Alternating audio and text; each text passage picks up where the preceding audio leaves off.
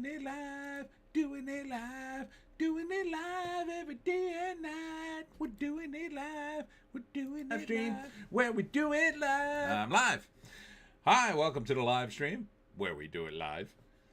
I'm your host, Tony D. In the background is Little Joan, who's very sleepy. Thanks for checking in. This is Hollywoke Hot Take Live. And we are going to talk about the box office and what's been happening in Tinseltown this week. A few developments. One of the things I've been following, as watchers of this channel will recall, is the Blake Lively, Justin Baldoni lawsuit, which seems to be endless. It's like an onion with many layers. Well, big developments this week.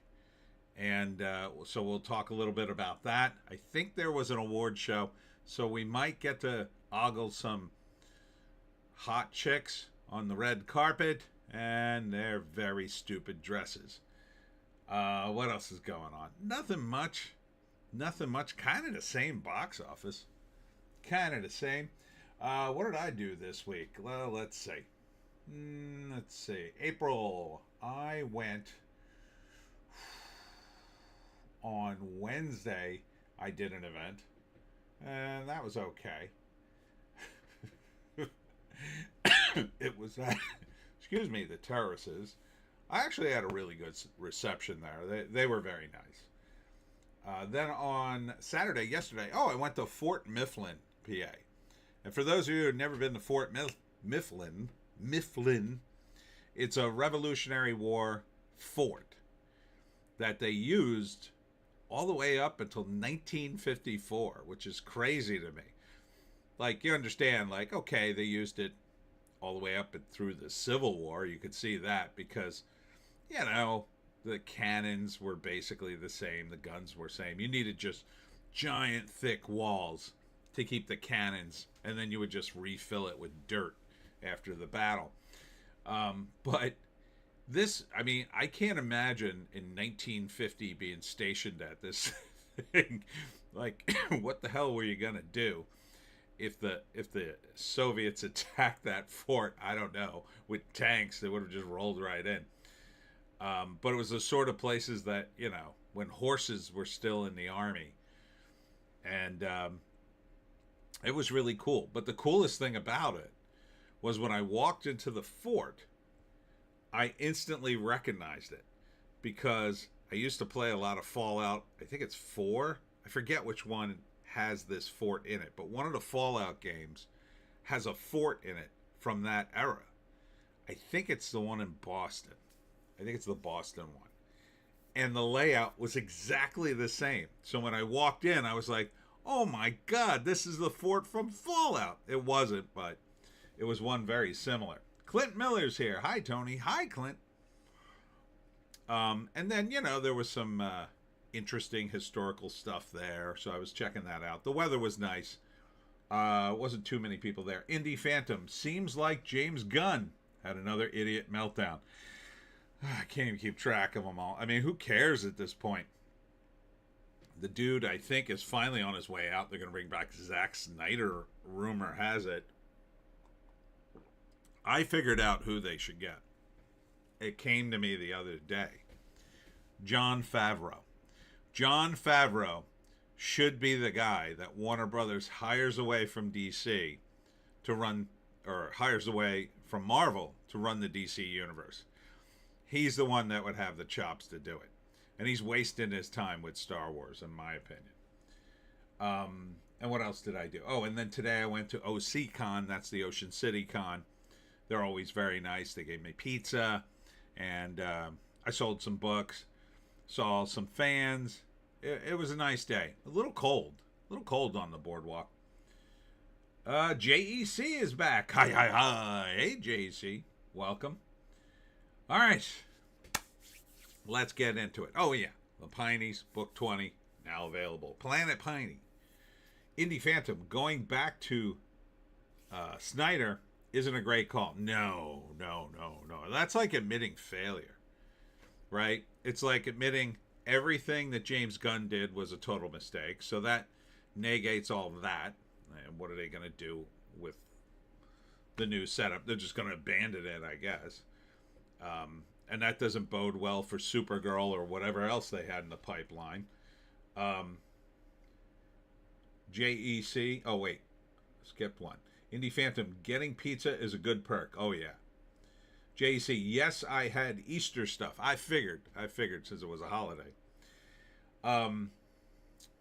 Yeah, like, so, I mean, look, I hate to keep defending this movie, but Superman wasn't a failure. It wasn't great. It was sort of a break-even situation, but it wasn't a failure. Now, you could build upon that and fix it if you wanted to. I don't think it's really worth it. But when you have other stuff in the pipeline, you maybe could have fixed it. But James Gunn clearly isn't the guy. Or it is possible that behind the scenes, the corporate guys are pushing him into impossible positions that he has no other choice, but I don't know. Indie Phantom, it's like returning to an ex. Going back to Zack Snyder, he's just not good with story, in my opinion. Like, his visuals are amazing. I can watch his visuals all day long, but I could turn the sound right off, and I wouldn't miss a damn thing. His dialogue goes nowhere. His stories go nowhere to me. They just... He, to me, is a perfect example of a phenomenon that would happen in comics. What would happen in comics sometimes, you would get this really good artist. And I could name some, but I'm not going to name them because I know a lot of guys, and they're nice guys.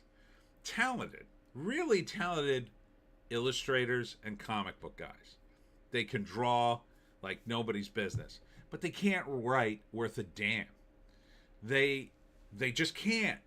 They're not well read, or they just can't do it. I don't know. I can't draw, but I can write. Those guys can't write. Some of them can really draw, though. But they would put these guys in charge of a comic book, and they would look amazing, and it would go nowhere. It would just be retreading of, oh, this is going to be a big cliffhanger, big revelation next issue, and then it wouldn't be. And you'd spend all this money, and you get nothing. Indie Phantom, Supergirl will retroactively make Superman a failure. You might be right on that score. Because I think Supergirl is going to be a big failure. And it didn't need to be. It could have been okay. But they should not have gone to Supergirl second. If they were going to do anything second, probably the most popular character they haven't done yet is Lobo. So if they had gone right to a Lobo movie, that probably would have done very well. But it would have required a guy with the sensibility to make it totally politically incorrect. And James Gunn is obviously not that guy anymore, if he ever was. And either that, or he's too paranoid to do anything politically incorrect, and so he's overcompensating, and he can't get out of that mode. If you had hired a bunch of comedians to write the screenplay, and, you know, you could maybe do it, and then just blame it on them, I guess, but, and then when it was a big hit, who cares? JEC, I mean, it's been over 10 years, and Snyder is still going on about his DC movies. Hasn't done S since. He has a new movie coming out. I forget what it's called. But so what? I assume it will look amazing and go nowhere. I mean, Rebel Moon, they spent a ton of money on that thing. And again, it looked amazing. I almost watched it. And then I said, nah, you got to wait for the reviews. And then the reviews came in, and they effing panned that thing. And they spent a ton of money. I mean, but it looks amazing. It really does. Like, if you took Zack Snyder and you said, look, Zack Snyder, we want to do a Warhammer movie. He'd be great for it. Oh, my God. But you'd have to put him on a tight leash and say, listen, you got to shoot the script. We approved the script. You cannot deviate from that script. That's what I would do with him. And then you'd get an amazing movie. Like, not just a good movie. I think you'd get an amazing movie. but he shouldn't be allowed to do any script revisions whatsoever, in my view. So, JC, he did that Rebel Moon thing and everyone hated it. Yeah. But if you just look at it, like if you look at the trailer, it looks cool. I mean, even the robot with the antlers looks cool. It looks like something out of Heavy Metal magazine. But apparently it's all nonsense. So, Jon Favreau would be my choice right now. I think he's still talented enough that he could pull it off. He did. I mean, really, I think everybody in the MCU owes him a huge debt of gratitude for starting it off with Iron Man. He did well with Iron Man. He should have been the guy. He should be the Kevin Feige of DC Comics right now. Like, you could put him in there and he'd probably run with it. But James Gunn, I mean, apparently he's a one-trick pony. All he can write is Guardians of the Galaxy and as many variations. So I don't know what happened to him. Maybe he was never talented. That's what I suspect. Like, I suspect behind the scenes there's more talent that we never get to see. So, I mean, I've heard rumors, and I've been through part of the process myself, and sometimes there are ghostwriters on things that never get credit, but they get paid. Sometimes there's just guys who put in good suggestions or whatever. So when you look at something like even the first 3 Star Wars movies, like the first one's okay, the second one's amazing. The second one's the best one. You know, maybe a lot of that was Lawrence Kasdan. And the third one's good. It's all payoffs, but it's pretty good. It's, you know, it's okay. We complained about it in 83. But you got to think, well, maybe it was because of the guys behind the scenes that worked on it more than Lucas himself. Because then you look at the prequels, and I think they're a mess. Indie Phantom. Favreau about to be tainted by Grogu. Yeah, it's not going to do well. It can't. I don't think there's any possibility that Grogu takes off. He was relatively safe in the world of Star Wars with the TV shows because all of them but his sucked major donkey balls, in my view. Like, all of them. Like, every single episode, every single show, except the ones he directly were involved with, were just absolute hot garbage. Except, yeah, and some people would argue Andor. I don't think so. That looked like Star Wars communism to me, but he can't make this. He can't pull the Star Wars franchise back into movies. I don't think anybody can right now. If this was 10 years later and the franchise had rested and there was a real thirst, oh man, I haven't seen Star Wars, I wish they hadn't screwed it up, and then he brought it back, maybe. They're also going to jam Starfighter in there somewhere, and that's going to be Ryan Gosling. I mean, I don't know. So JEC, James Gunn is good at comedic genre stuff. That's his lane. Yeah, that may be part of the problem, right? Because nobody wants to do comedies. Every comedy I see that comes out gets saddled with extra labels. And I think it's to hide the comedy part. Because Hollywood's so paranoid of putting out a comedy and one of these a-holes on Reddit get their panties in a bunch that they comment and it goes viral.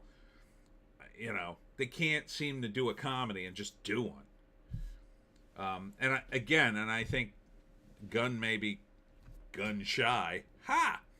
Because he got canceled and maybe they read him the riot act behind the scenes and say, hey man, you do this again, you're effing dead. We'll destroy your career next time.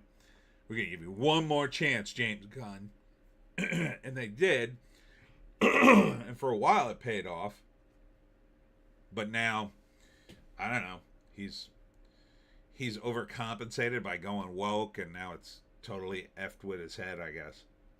And now they're throwing him under the bus, I think. JEC, first Star Wars Lucas wife saved editing. Lucas didn't direct the second one. Yeah, it was wasn't it Lawrence Kasdan, I think. Let's see.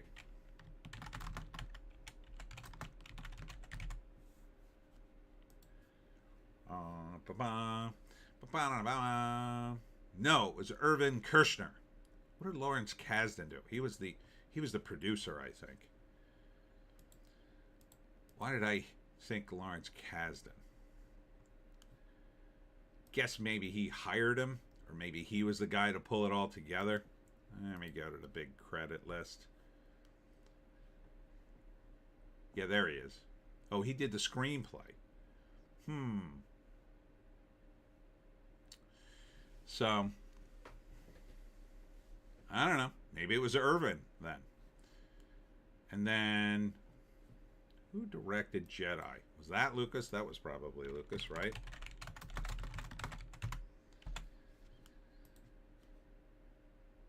No, that was Richard Marquand. Yeah, it should have been Irvin. He seemed to do the best one. Indie Phantom. J.J. Abrams eventually went to movie jail. I was surprised to hear some stuff he wrote way back, like taking care of business with James Belushi and Gone Fishing with Joe Pesci and Danny Glover. I'm surprised. Were those movies any good? I don't remember them being good. Taking care of business.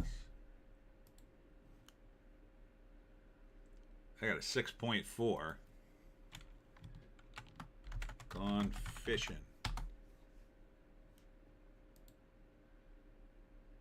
I got a 4.9.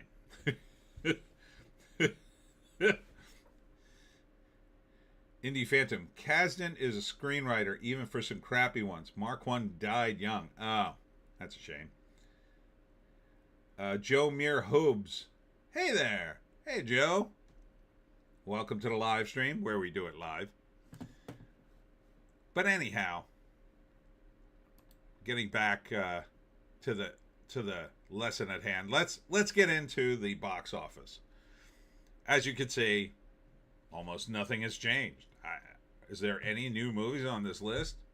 Like a couple. But it's all Super Mario Brothers Galaxy in its second week. 69 million, dropping 48%. Solid.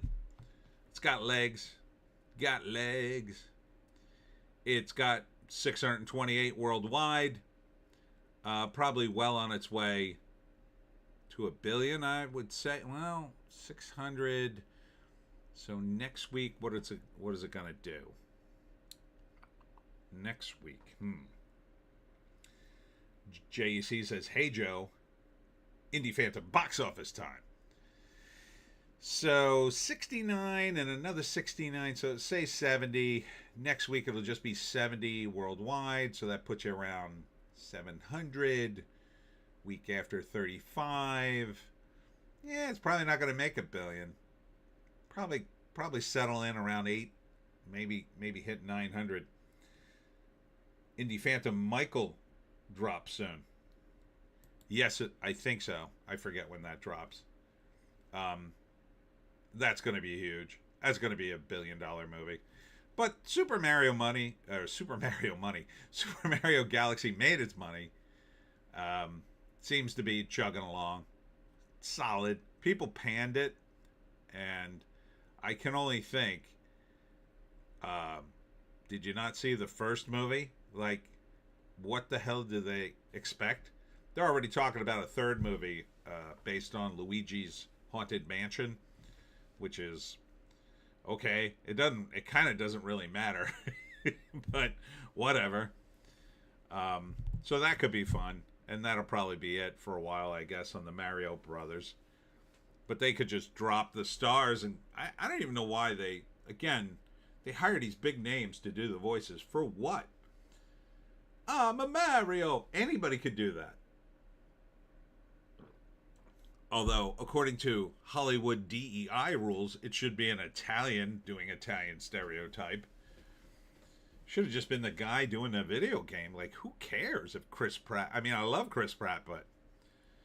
And Charlie Day is Luigi. They just seem both totally wasted on doing a thing like this. But whatever. Number 2, again, is Project Hail Mary. In its... This is the 4th week.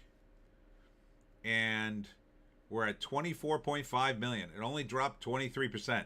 This movie has legs for days, man. Project Hail Mary, 500, there it is. $500 million. That was its benchmark. Now everything's gravy. Everything's gravy with this movie. JEC, Tony's culture is not your costume, Hollywood. Thank you. Thank you, JEC. I'm glad somebody said it. I'm a Mario. Where's my meatballs? Yeah, so Project Hail Mary, also money. And that's it. That's it for the box office, basically. I mean, the rest of it, who even cares? But we'll go through it. I mean, that's a huge chunk of the box office. A huge chunk. Everything else looks like nothing. Here's the drama, number 3, for the 2nd week in a row. 8.7 million, only dropped 39%. So maybe Zendaya isn't all that awful. The production budget was only 28 million. So this one, well, I don't know. It's at 30 million. They didn't take it overseas for some reason. Why the hell even cast Zendaya if you're not going to take it overseas? But that's the whole point of having her around. Okay. So you're not taking it overseas. 30 million. It really needs to make 56 million to break even on the budget. Next week is 4, 2, 1. That's another 7. Maybe add another, I don't know, 13 to that. You might get to 50, 60 million. It's kind of not enough, but maybe not a total embarrassment. Indie Phantom. Are these two flicks holding the box office together? Basically. Wait till you see the total. And now, definitely the top 10 are. I mean, after the top 10, it's nothing. It's a ghost town. Number 4 is the first new movie, You, Me, and Tuscany. Oh my God, I saw this trailer. This is the worst movie ever. This is a terrible, terrible trailer, in my opinion. So here's the premise of You, Me, and Tuscany. So the woman on the left wants to go on vacation. And she is a black empowered woman who don't need no man. So she's in New York, and she meets some Italian guy who she barely knows. I forget if she has sex with him or not. I think she does. Anyhow, as she's getting it on with him or talking to him or whatever, he brags about having a villa in Tuscany. And she, I don't know, gets the info because she's hanging out with him and looks at his wallet or whatever.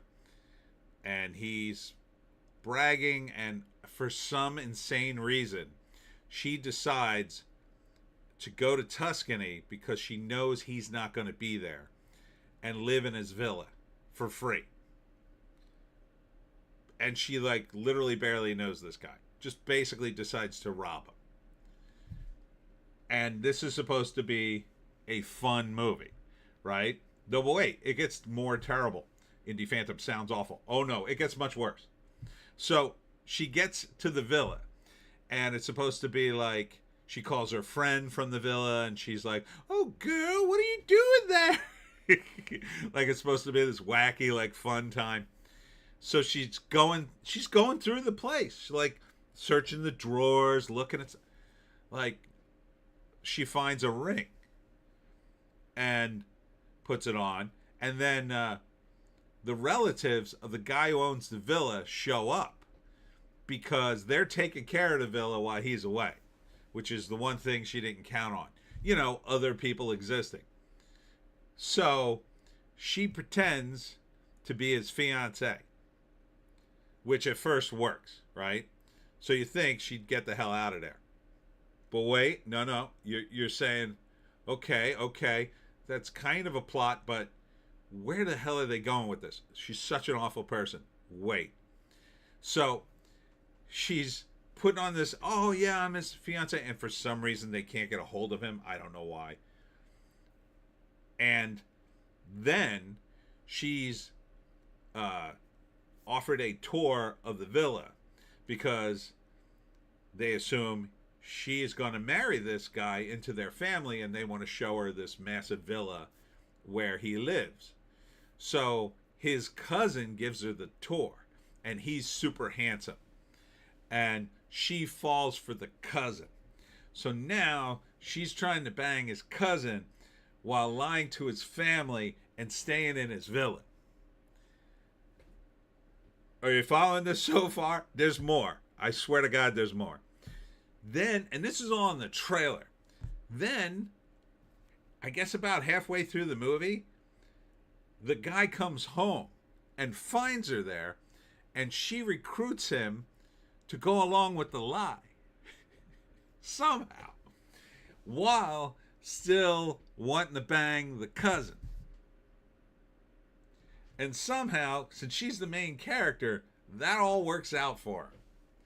Like, at some point in the movie, I guess, there's a scene where she goes, well, yeah, I lied to use your villa and stole all your clothes and your things, and I lied to your family, and I'm banging your cousin, but I did it for love.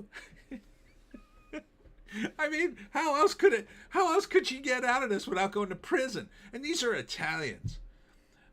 I've seen Italians want to kill people over a parking space. And I'm Italian. I can't imagine what they would do to this poor woman if she did all that and lied to everybody. JC, awful single woman's fantasy. Indie Phantom, Dan. Yeah, I know. I'm watching this thing. I still watch my trailer breakdown. I couldn't get over how awful the main character is. And yet, the assumption in the trailer, oh no, this is a wacky time. This is a wacky time. Because she's a woman, and therefore everyone will forgive her and not want to have her arrested. So, I don't know who wrote this. Possibly a mental patient, but that's you, me, and Tuscany. $8 million it did. JC, I don't think a rich Italian family would be super thrilled about their kid wanting to marry a black woman. No, the Italians, that's like a stereotype. Italians are much more cosmopolitan than people give them credit for. Clint Miller. Joan might call her, I can't say that word on a live stream. I'm pretty sure someone at YouTube will figure out what that means. Yeah, the whole movie's nuts. Indie Phantom, the suck is strong with this one. I sense the suck in you. It is strong, young one. You suck so much. That wasn't a bad Obi-Wan. That was almost there. It was more like the Obi-Wan imitation in Family Guy, if you've ever seen that episode. Number 5 is Hoppers. This movie did much better than I thought it would. This looked awful to me. It still looks awful, but it did 354 million on a 150. So, oh wait, that's not quite money, but it's close. It'll probably make its money before the run is done. It needed to do 375, and it's at 354, so it should make its money.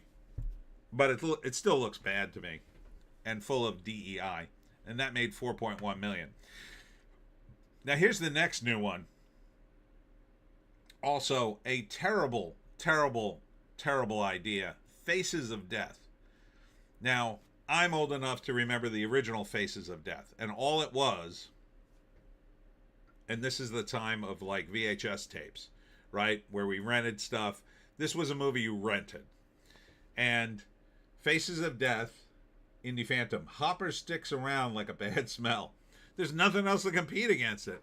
It's like, oh, I took the kids to the other cartoons. I guess I'd take them to this one. But Faces of Death was like the forbidden VHS tape in the video store. Because the idea was they were selling you like a snuff film, quote unquote, but it wasn't really a snuff film because that would be illegal. So it was the closest thing to a snuff film they had. And so it had stuff in it like, it had two Arab guys eating monkey brains, which is a really horrible scene, by the way. My friend rented it, and we watched it. Ugh, it's so awful. I couldn't watch half the movie. Clint Miller, Faces of Death was disgusting. It is. So, like, they're cracking the monkey's skull open because you have to eat the brains live, and the poor monkey's trapped, and he's looking each way as the hammers go down on him. It's awful. And that's just one of the many awful scenes. So, it's bad. And there's no plot to it. It's just a bunch of horrible scenes like that. Indie Phantom, I want to see Faces of Death because the originals are fun cheese. They are crazy fake. Are they? I thought they were gross. But, yeah, there's no plot to them. It was like those websites where they show car accidents and bodies and stuff. That's what it was meant. That was meant for that back in the time before the internet. But now they've got like a whole plot. And it's just a slasher movie. I mean, they are just digging deep at the bottom of the bottom of the bottom of the barrel to get an IP anybody will remember. JC, I mean, if they made a movie about dramatizing the making of the movie, might be interesting. Yeah, I mean, you could really make anything interesting if you have enough talent and you really try, but I don't know, man. It feels like that's kind of impossible. It just looks like a standard sort of slasher.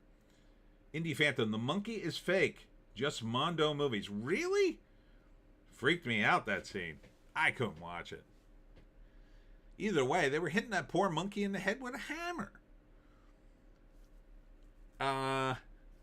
Indie Phantom, this one is about a dude trying to recreate the old movies. Yeah, like they're, it's like another stuff. And then I saw this week, it's called Hollywood Hells. It's a New Zealand version of that, where a bunch of elites in Hollywood are making snuff films, and they invite hot young women to a party and then drug them and then do horrible things to them. Next up is the Exit 8. I think I saw this one too. I didn't do a thing on it yet.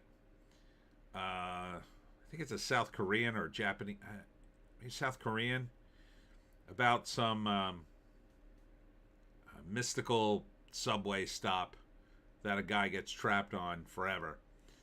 1.4 million. International was 6 million. So no word on the budget. They don't spend a lot of money on movies in other countries like we do. Indie Phantom, Hollywood Hells sounds real. JEC, yeah,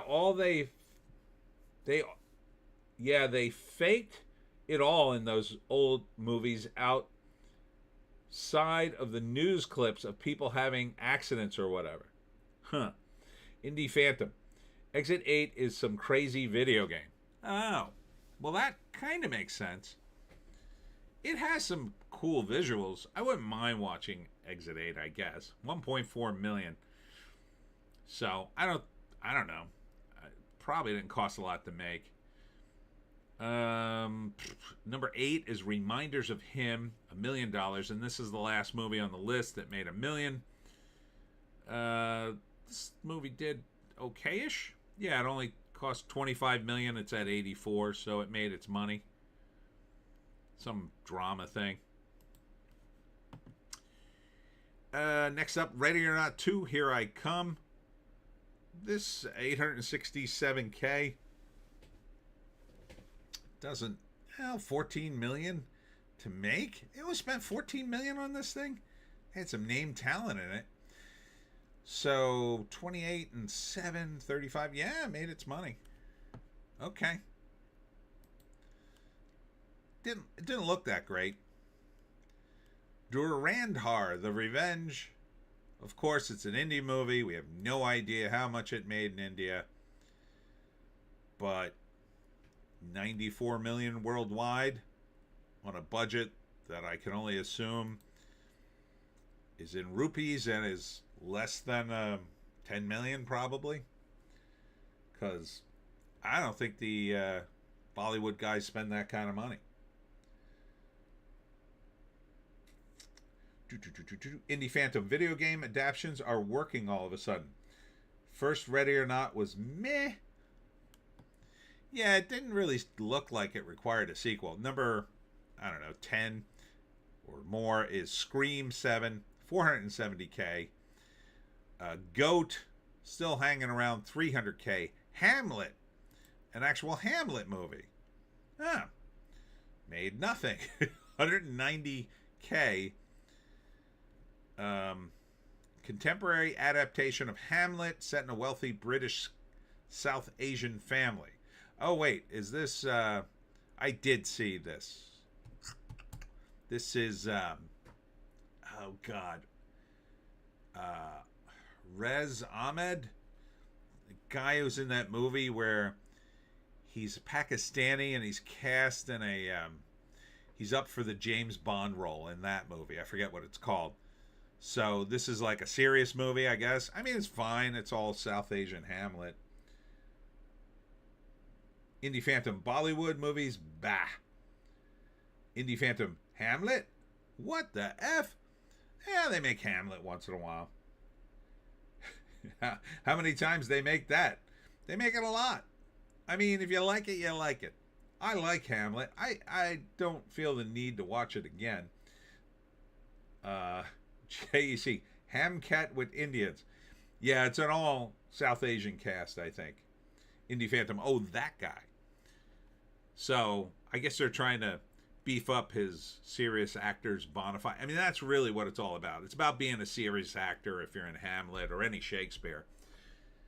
Yeah, when's the last time they did Hamlet? I guess it's been a while. Undertone, the audio horror movie, 136K. Palestine 36, which burned up my comment section of people arguing stuff about Palestine, 100K, which I, again, don't really care. I think the point is moot at this point.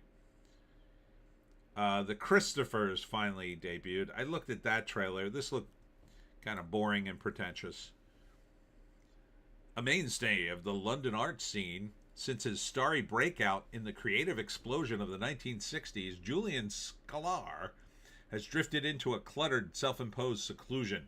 His two estranged children enlist Laurie, a young painter and sometimes forger, to pose as a prospective assistant and gain access to a fabled series of unfinished canvases Julian has buried deep in his home studio, in a deceptive bid to secure an inheritance for themselves. Yeah, it doesn't look great. I think it's Ian McKellen, though. He's good. Indie Phantom. Wasn't Hamnet also about Hamlet? Yeah. It was about Shakespeare writing Hamlet, but his kid is going through something similar, and it's like, oh, okay, that's where he got all the idea from. JC, comments are engagement. I know, but the people who argue about Palestine are psychotic. They really are. But yeah, so I mean, at least it's kind of useful. At Indie Phantom from JEC, Hamnet was about Shakespeare's child who died, and they suggest the death influenced the writing of Hamlet. Thank you for the clarification. Fantasy Life, which is some kind of rom-com thing. I don't care. $72K. The Stranger, $40K. I forget this one. Merceau works as a clerk in the office of Algiers. Oh, yeah. Okay, I read this one last week. It's a very French thing. Then Miroirs number 3, $21K. Avatar Fire and Arse, $18K. Still in theaters. Mark by Sophia, $8K. Continental 25, $5K. John Lilly and the Earth Coincidence Control Offices, $4K. A Poet, $1K. And Natchez, $745? That's bad even for 3 theaters. Jesus. Okay. So we got a grand total of $121,493,270. JC, better they be psychotic about the Middle East than mask and lockdowns. I suppose. So as you can see, 93 million of the 121 million is 2 movies. So, and the other movies that made $1 million or more is like 1, 2, 3, 4, 8, 16, 24. So it would be 24 plus 93, 117 million. So 1, 2, 3, 4, 5, 6, 7, 8 movies out of 121 million, 117 million came from the top 8 movies. The rest is $4 million, essentially. So, sad. Very sad. But at least the box office is over 100 million, I guess. There's really only 2 movies to see, if you're going to see anything at all. And I was just down the Jersey Shore, where people do go to movies because they're on vacation. They just want to do something one night when it rains. But there's really only 2 movies you should be playing down there. Mario Brothers for the kids, and Project Hail Mary for anybody who doesn't have kids. The rest of the stuff, you could just skip it. Just skip it all. Maybe the drama, I guess, for the couples. I don't know. You could still stream down the shore, so I think you need big movies for the summer. You know, Project Hail Mary and Super Mario Brothers, they're at least big movies. You see them on the screen. You get to go out. These other movies, if you even want to watch them, I would watch them on streaming. Even Faces of Death, like, that doesn't seem like a spectacular to me. Maybe Exit 8. You could argue Scream 7 if you like that. Blah. Blah. All right. So that's the sad, sad state of the box office. Let's see what's happening in the trades. Super Mario is dominating the trades, talking about how well it's doing. So they're definitely making the 3rd movie. Ralph Fiennes says, ship has sailed for him to reprise Voldemort role in HBO's Harry Potter series. Why would he do that? It's a TV show. It'd be a huge step down for him. He doesn't need to do that. But he recommended Tilda Swinton. Isn't Voldemort supposed to be a guy? Indie Phantom, next biggie is Michael. Yeah, let's see when that comes out. Let's see. Coming soon, IMDb.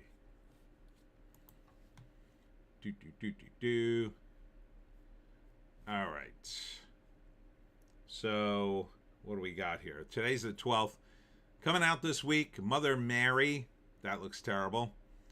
Anne Hathaway. Lee Cronin's The Mummy. I can't decide if this is scary or not. It looks super weird.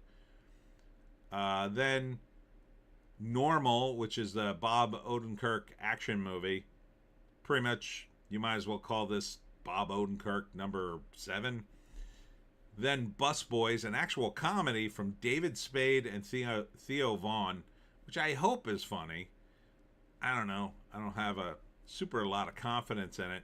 Eagles of the Republic, some kind of action thing. I don't know what that is. Lorne, a documentary about Lorne Michaels. No thanks. American Solitaire, it's a drama. Then American Young Boy, and then Michael, yeah, the 24th. So that's going to be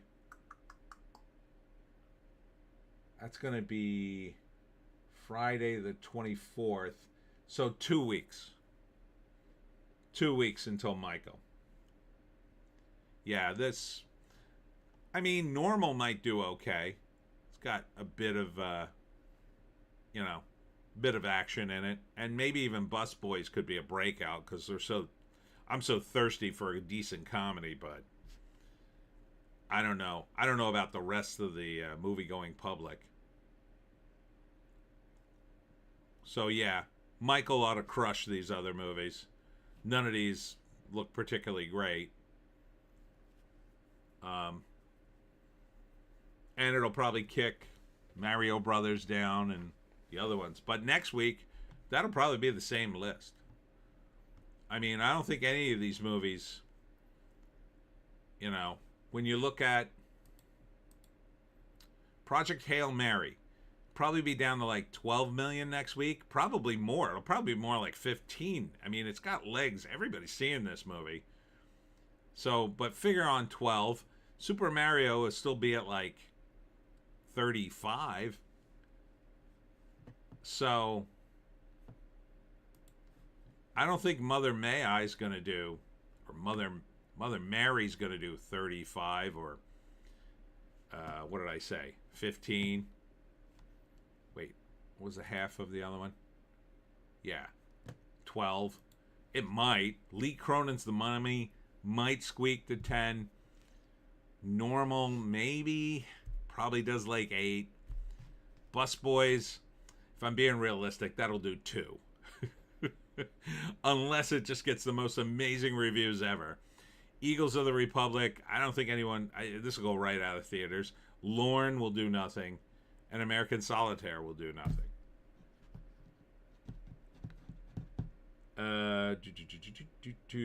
JC, I could go the rest of my life and die a happy man if I never have to watch another David Spade movie. Yeah, but Theo Vaughn looks good in it. So maybe David Spade is smart enough to let Theo, who's a younger comic, kind of on the rise, do his thing, and it'll be funny? I don't know. Indie Phantom, Normal sounds like nobody. Yeah, that's the first thing I thought of, too, when I heard the movie coming out. It is basically nobody, except the premise is he's a small-town sheriff, and he just got into the job, but I think he used to be in a bigger city or town, and he moved to the middle of nowhere for the peace and quiet, but of course there's some giant mystery in the town that unravels after a bank robbery, and they don't expect him to be super cop, but it turns out he is. JC, David Spade isn't smart enough to have saved his money and retired, so... Really? Oh, wait. We got to look up David Spade's net worth. All right. Place your bets. Okay. If he's broke, like Hollywood broke, I'm going to say 10 million. Now, it says here he's worth $70 million. Now, again, that's often really exaggerated, but he was in a lot of sitcoms, and those sitcoms do pay residuals for a long time. That's why everybody wants to be in a sitcom that does at least 10 seasons or 100 episodes, because then it gets syndicated and you get paid every single time in every single market 10 times. And they try to burn through the reruns quickly while the show is, hot, So you're getting all those residuals from each individual market as they come in. And then at some point, the studio burns through all the reruns, and then they make all the money, and then they really run it. JC, none of those are real net worths. BS. Not totally BS. There's some calculation in it, but it's a pretty broad estimate. He has a couple of hit. I mean, he was in those movies with Farley. They were a while ago. But I don't know. He didn't have a drug problem, I don't think, did he? I'll tell you what. Let's ask the AI. What is the net worth of David Spade?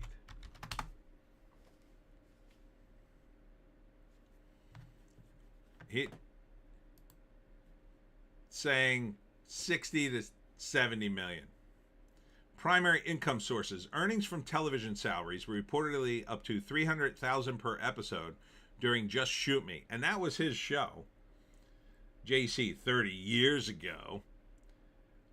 Indie Phantom, just saw David Spade in the new Keanu Reeves movie Outcome, which is like an artsier version of Dickie Roberts.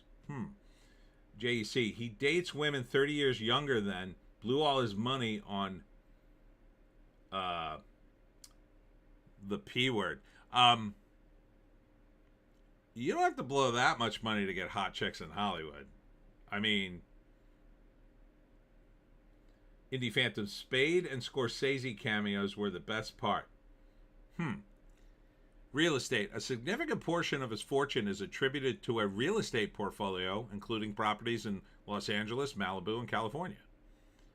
His wealth continues to grow through his podcast, Fly on the Wall with Dana Carvey and David Spade, and various endorsement deals.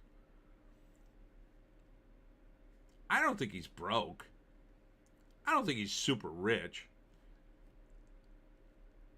SNL, that he didn't make a lot of money on SNL. I know that. I've seen the contract for SNL. You don't make a lot of money on that show compared to this stuff. Just Shoot Me, he made a fortune. Rules of Engagement, a fortune.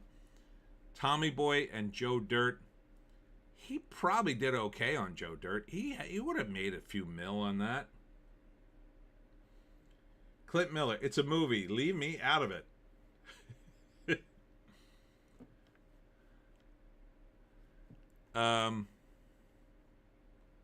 So yeah, 70 million is probably way too high, but I think and a lot of it's real estate because it's super expensive to live in LA. He has to live in LA. He has to have a mansion, and that's where most of his money probably goes.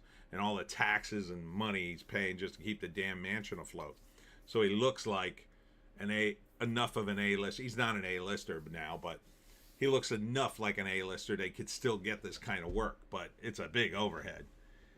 I'm sure it's like a couple of mil a year, but he probably makes way more than that. I mean, he probably has, I assume, Fly on the Wall podcast, because everybody's doing podcasts. That probably has some decent endorsements or sponsors. And again, he's getting money from those sitcoms. JC, probably not broke, but he's not worth 70 million. Maybe if you count the real estate he owns, but he's got to pay California taxes on that property. Yeah, that's where all his money's going. If he's smart, he has some kind of investments on the side that are growing for him, and he's not. But I've never heard of him having really a. Let me ask the AI. Did David Spade have a drug problem? I don't think he did. Oh, he had cocaine. Oh, cocaine. Oh, he might be broke then. He might be broke. Spade has not been reported to have a current addiction. So 2014, Yeah, he's done some cocaine. I don't know, man.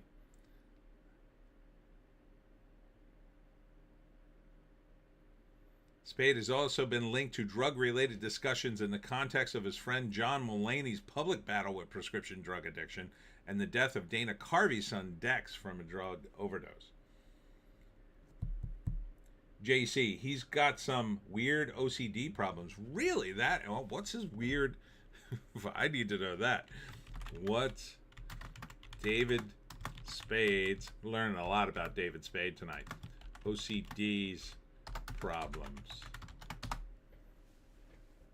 Oh, come on. Come on. I want to hear it from the AI. I don't want to look at Wikipedia. There's no credible evidence or public statement indicating that David Spade has OCD. He's spoken openly about anxiety and other personal challenges. So, either you're conflating that with what's his face, Howie Mandel, or maybe he just has some weird anxieties. JC, doing cocaine into your 40s, nasty. 10 years ago, yeah, he'd probably be in his 40s. Hey, it's Hollywood, baby. Danny DeVito told this story to Charlie Day. I think I told this before. When they were doing, when him and Arnold Schwarzenegger were doing Twins, they went to a party, and they had in a room cocaine for Arnold and Danny, and it was like cocaine. Their names spelled out in cocaine. That's how crazy the cocaine was back then in Hollywood. I don't know if they did it though. JC, I heard it from Adam Sandler, and what a pain he is to have him on his sets. Oh wow, really? You heard it from Adam Sandler? You talked to Adam Sandler? Or you meant you heard it in an interview? I've heard some stories about Adam Sandler, which are pretty funny, mostly because Rob Schneider is a maniac. I think I may have told you guys this. I heard from a guy who's a producer, and I think I could tell this story because that guy doesn't talk to me anymore. But he told me he worked on a Sandler movie. JC, interviews Sandler did. Oh, okay. He worked on a movie with Sandler, and it was Adam Sandler's birthday, and Rob Schneider wanted to see him. And he was in town, I forget why, and he showed up, and for whatever reason, Sandler couldn't be there. Like, he wasn't on the set that day, I guess because it was his birthday. And so Schneider flew and came all the way out for nothing. And, but he had hired him on the movie anyway, and, like, he didn't really, Schneider got paid, but, like, he didn't even make the cut, so he wasn't even in the movie. But, like, they're really good friends apparently, and you would have to be good friends to do this. So to say happy birthday to Adam Sandler, and this is just a story, I don't know how true it is, but I laughed my ass off when I heard it because it sounds true. But Schneider apparently took a Ziploc bag, took a dump in it, zipped it up, stapled it to the door of his trailer with a note, "Happy birthday." Which I find hilarious and gross. Indie Phantom, cocaine is a hell of a drug. Darkness, cocaine is a hell of a drug. I love that sketch from Chappelle. All right, let's see what's going on else. Oh, okay, so Malcolm in the Middle was all on the news this week. I don't know why, because I think it's already over, but the first thing that happened was Frankie Muniz, who became a race car driver after he left the show, went back to racing cars, and he crashed a truck. He was racing trucks. I guess they race trucks too in NASCAR, and he cracked he messed himself up a little bit. But this was after they shot all the Malcolm stuff. And then there was a bunch of articles about what was in the show and people talking about the show. The show sounds kind of woke to me. But here, was Malcolm in the Middle's revival star Caleb Ellsworth Clark. Now, he replaced Dewey because the actor who played Dewey didn't come back. He's living his life and doesn't care about Hollywood anymore, I guess. And so they brought him back. I think they made him gay. Or no, they made one of the other characters gay. And then they made the fifth kid that got born in the final season of Malcolm in the Middle. They made him non-binary. So there's a bunch of woke crap. Like, as soon as I heard that, I was like, I was out. No way. I'm not going to watch this. I'm not going to even try to watch it. I don't care now. It's a shame. Like, why ruin a show that ended? It ended pretty much on a high note. I like that show. JEC, Dewey doesn't look like Dewey at all anymore. Well, yeah, he's not a little kid, so. But I don't think that's why they didn't bring him back. I think he just didn't want to be involved. He's got like a PhD now, I think. So I don't think he cares. I think he made his money. Again, you make a lot of money on those shows. That's a show that was syndicated. So if you're even halfway smart and save your money and don't do cocaine like David Spade, you'll have a lot of money.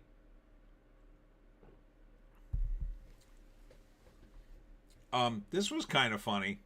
So Sabrina Carpenter, I don't know if you know who she is. She's like, I don't know, Team U, Taylor Swift, I guess.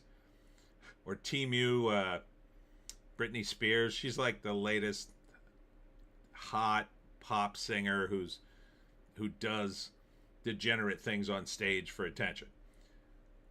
Anyhow, she was doing her performance at Coachella, and somebody did the Arabic, that thing. And she made fun of it, I guess, or like, I don't know, thought somebody was goofing around. She didn't understand what it was in the moment and said something, and now, of course, she's apologizing or saying, oh, I could have handled that better. Like, no one cares. No one cares. Like, someone yelled in the middle of your act and you're apologizing to them? I wouldn't. Just let it go.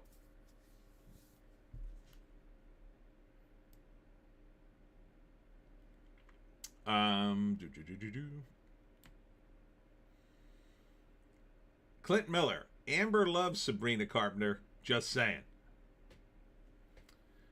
That seems to be like, she's a lot younger, right? So she's loving that. That's kind of like her generation's music. I mean, what do I know? I love the Monkees. I celebrate the Monkees catalog. Oh man, I was listening to the Monkees yesterday. It was great. What else? Oh, Steven Soderbergh on the Christophers. Oh, he made that? The Hunt for Ben Solo. No one cares about that. I don't know why they keep talking about it. That was a couple articles this week. The Hunt for Ben Solo. It's dead. They're not going to make it. Yeah, we know. They're never going to make that. Adam Driver's not that stupid. He's never going to come back to make... You know what kind of mountain of money you would have to give Adam Driver to make the Hunt for Ben Solo movie? It would be a ridiculous amount of money. You would have to give him Disneyland. JC, Sabrina Carpenter is the voice actress who does Bart on The Simpsons. On The Simpsons' niece? On The Simpsons' niece? That doesn't make any sense. I'm trying to think what you meant. The voice actor who does Bart on The Simpsons. Oh, okay. She's the niece of Nancy Cartwright, you're saying. I get it. Okay. Interesting. I wonder if she's probably in Scientology too then, right? Nancy Cartwright's niece. Thank you.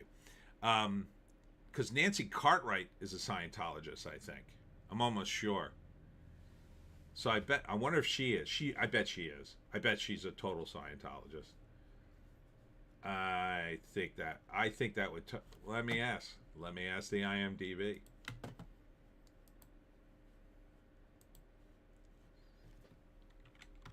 Is Sabrina Carpenter. Place your bets. A Scientologist. JC. Maybe. I don't know about that. There's no confirmed evidence that Sabrina Carpenter is a Scientologist despite persistent rumors and speculation.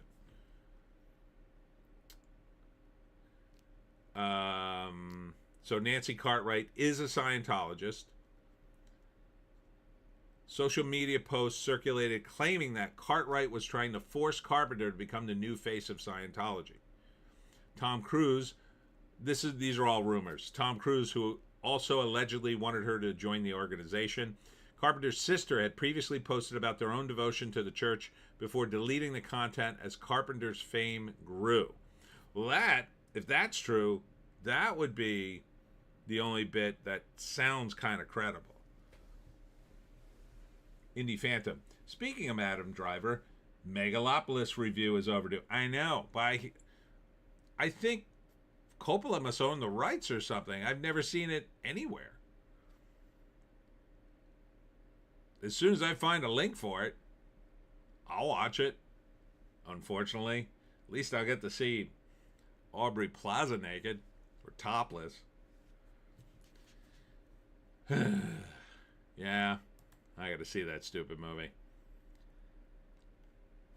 This week, they, of course, the BAFTA, that's the English Oscars / Grammys, investigated the N-words controversy over at during the BAFTA Awards, which was so stupid. JC, I'll send you a link, Tony. I'm not pirating it, but because that'll get your computer wrecked. No streaming service wants it. I don't know why. They would make some money. I think Coppola must still own the rights, and they don't want to pay him. And he's asking for too much money, or maybe he's making money on the sly showing it, because you can do that if you own the rights to something. Maybe that's why he lost all the money on it, because he decided he'd own it. I don't know. So the BAFTAs investigated the N-word controversy, which is so stupid because literally it was a movie about a guy who has Tourette's. And the guy who has Tourette's that the movie is about was in the award audience and dropped the N-bomb because he has Tourette's. And he was really nervous because it's an award ceremony and his movie got a bunch of awards.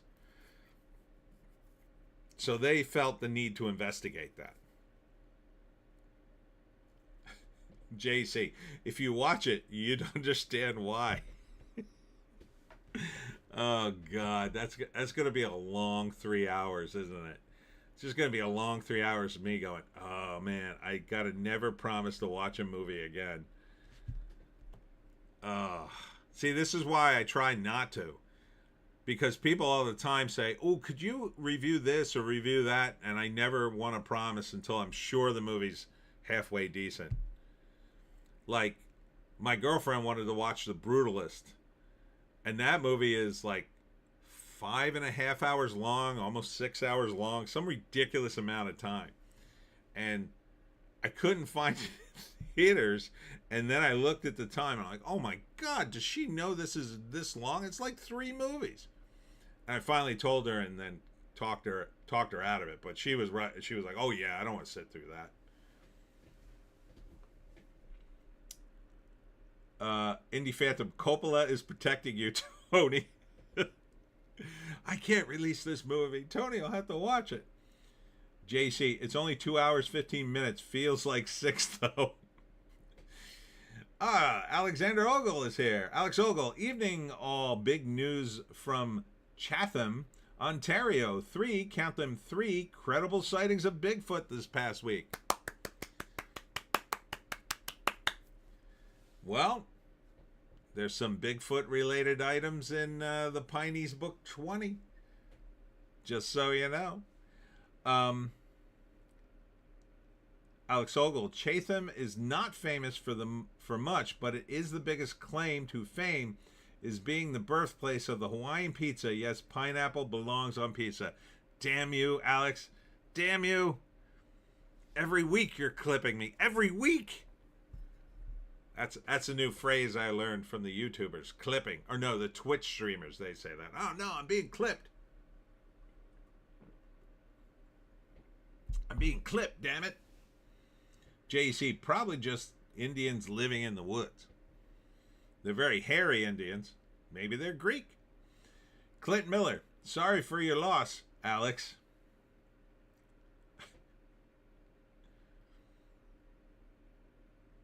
Sorry for your loss. Oh, for the pineapple on pizza. I get it. Indy Phantom, Bigfoot is real. It must be real. Here, let me show you the Bigfoot Society of New Jersey. I think it's called that.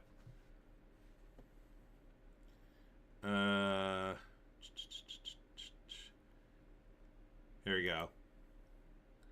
This is a Bigfoot Society of North Jersey. Oh, this isn't it. There's one where they have a map of New Jersey, and they put a dot everywhere Bigfoot is in New Jersey, and the whole map is covered. So, oh damn it, it popped right up last time I searched for it. Here, maybe it's on this one. Reports for New Jersey. Here are the Bigfoot sightings in New Jersey by county. I live in Camden County. There's only 2 reports. That was in 2016 and 2024. Cape May, as far to the south, there's 3. Burlington, that is north and west of me, and that is near the river across from Philadelphia, where Bordentown is. 16 sightings of Bigfoot. 16 sightings. That's a lot of Bigfoot. That's a lot of Bigfoot. And the county that has the most sightings is Sussex County, which is way up north. Now, there is some woods up north. Not a lot, though. Alex Ogle at Clint Miller. Thank you for your thoughts. It was not unexpected. Dad died only a little earlier than I thought. When did I miss? I must have missed one of your posts. I'm so sorry. Your dad died? It was not unexpected. Dad died only a little earlier than I could get back to see him, but let's not derail the fun. I'm looking forward to Little Joan comedy segment. Haha. Yes, I'm sorry for your loss, Tim. I understand. Yeah, so this is a map of New Jersey. So this is Burlington. This is where I am in Camden County. And then Burlington's above me. And there's a lot of woods near the river and other places. Down here, though, is Pine Barrens. So I'm surprised there's not more sightings down here in Atlantic County, Ocean County, Cape May. This is all the Jersey Devil country down here. Down this way. Salem, very rural. Gloucester's kind of rural. But Salem is farms. Farms and grass. I know it sounds weird in New Jersey, but it's true. Down south, it's very rural. Or, well, these days, there's a lot of development here, but so like South Jersey's everything south of like Trenton, basically, down this way. And then everything North Jersey is more like the Sopranos, but really the stuff nearest to New York is like the Sopranos. See, up here is Essex. That's where the most sightings are. This is very industrial in a lot of Essex. Clint Miller. Would Carl do that? Indy Phantom. Sorry to hear, Alex. Oh, wait. I had to back up one. Damn, I keep missing one. Alex Ogle. Given the resemblance, I think Bigfoot is actually Carl Benjamin, hyping the legend up. He's a very big fan of the Bigfoot. He is. Yeah, he could do Bigfoot if he wanted to.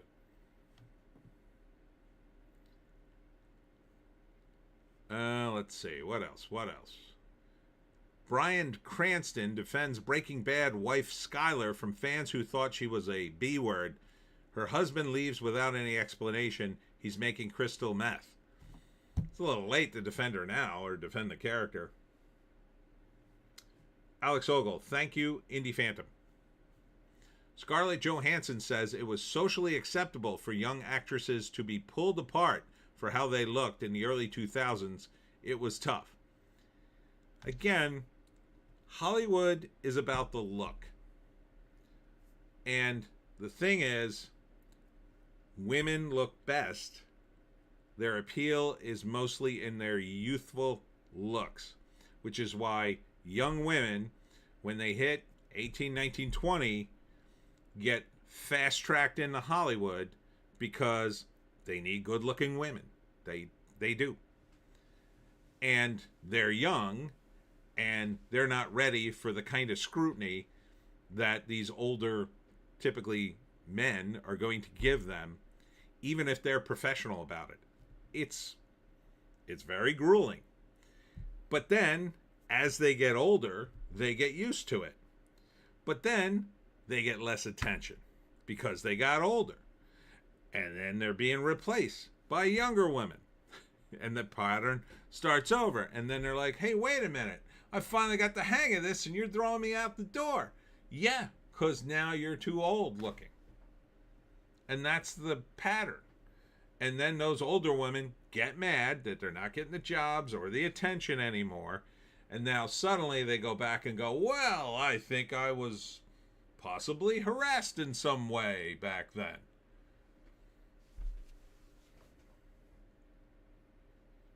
Alex Ogle, is Melania breaking with the White House direction by bringing Epstein back to the front of the news? I think she's right to put attention back on it. Too many pervs at the top. Well, there apparently, and I hadn't heard this, but apparently there was some accusations that she was connected to Epstein, and I've seen zero evidence of that. I mean, it's bad enough as Trump is the only guy in that circle of billionaires to give a statement to the cops and actually spark the investigation, which eventually led to Epstein's downfall. So, accusing him of being on the side of Epstein is just nuts. It's like accusing Johnny Brasco of being in the mob. I mean, he literally blew the... Brasco was the whistleblower, right? He was the undercover cop. He literally blew the whistle on Epstein when no one else who rode a private jet would speak ill of him. Like, no one. There's not a single solitary witness that I'm aware of who's a billionaire or a millionaire who hung out with Epstein who turned around and went, oh yeah, I think there's something screwy about this guy. He kicked him out of Mar-a-Lago for hitting on underage staff and trying to steal Trump's staff. Like, the accusation against Trump and Melania is insane. It's just like, it's typical tactics. I think it's pure tactics. Alex Ogle, Scarlett Johansson looks like she found the secret to eternal youth. It probably means she'll hit the cliff soon.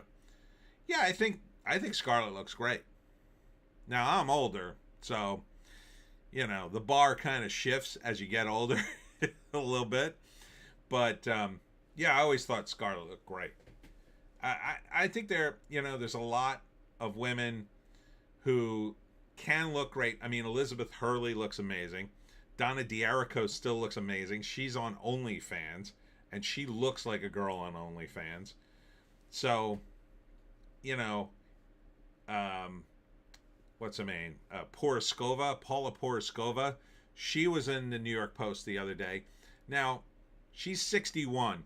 Her face looks like she's 61. It doesn't look bad, but her body's amazing. I mean, she kept in amazing shape. Salma Hayek, she's in her 50s, looks incredible.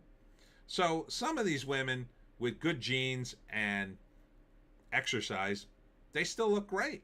They absolutely still look great. Clint Miller chuckles, older.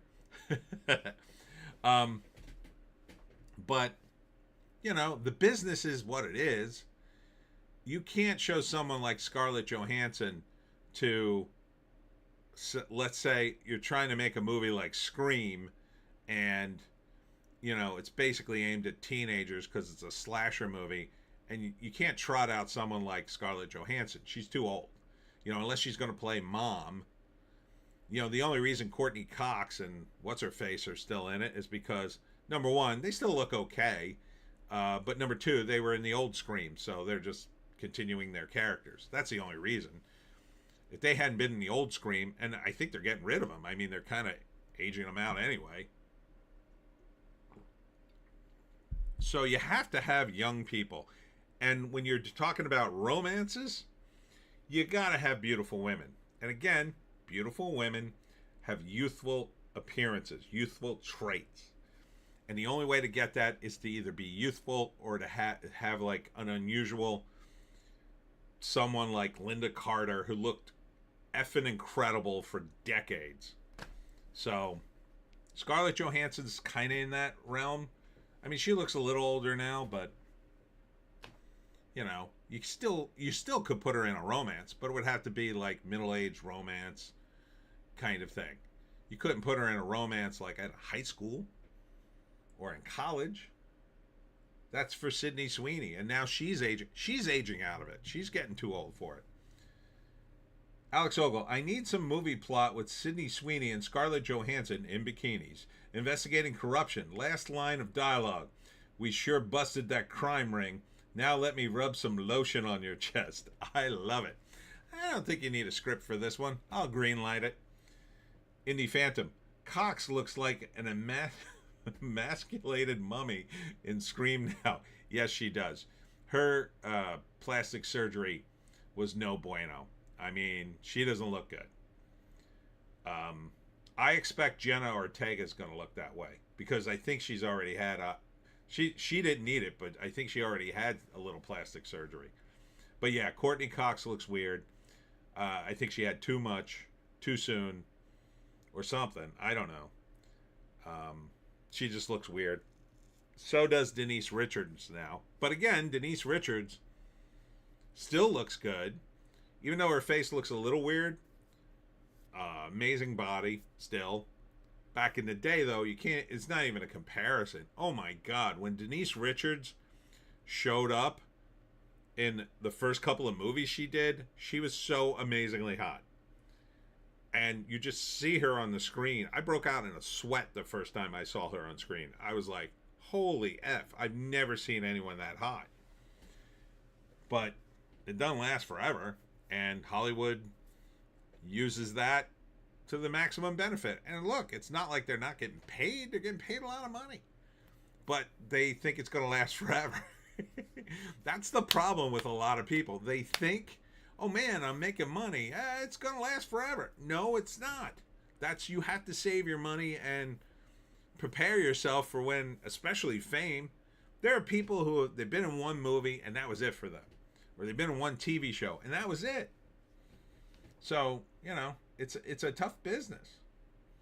Indie Phantom. Oh, I read that one. Super Mario Galaxy movie is Hollywood's highest grossing movie release of 2026. 629 million. Project Hail Mary surpasses 500 million. Yeah, so it's all coming up gumdrops for those two movies. Indie Phantom. Denise Richards, Wild Things. Oh, yeah. JEC. Scarlett Johansson was always mid. Damn you, JEC. Why you gotta ruin our good time? Why you gotta ruin a good time, JEC? All right, JEC. Let's hear your pick. Let's hear your pick for a hot chick. Let's hear it. I want to hear your hot chick pick. I won't immediately call her mid, whoever it is, but I might. Subscriptions for Mubi fell 200,000 following PR storm, but rallied in the first quarter to a record 1.7 million. I've heard of Mubi. Not sure what's on it. I've watched Tubi. That's a pretty good channel. They got some decent movies. JEC. Grace Kelly. Grace Kelly's pretty hot, you know, in that 50s way. Yeah, she was pretty hot. She held up pretty good too, for a while. All right, over at Fandom Pulse. After The Undiscovered Country, the Star Trek novels that tried to close the book on Kirk's crew. Alex Ogle. Denise Richards was the second best Bond girl after Ursula Andress. Yeah, she was good too.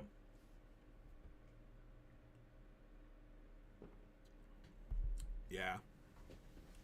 Ursula had a lot more personality. She felt like a real Bond girl, like from the books. Denise Richards was just so smoking hot, it didn't matter what she did or said.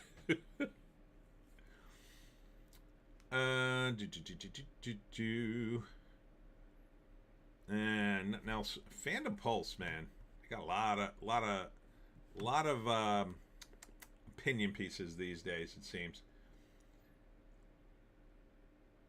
Indie Phantom, Mubi Super Art House. Oh, really? I don't even know where you get Mubi.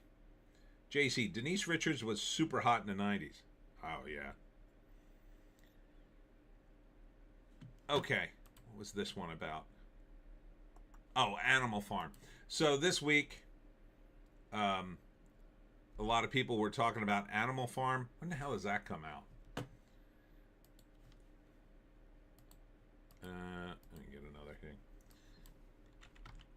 When does the new Animal Farm come out? Or did it come out? I don't think it came out yet, did it?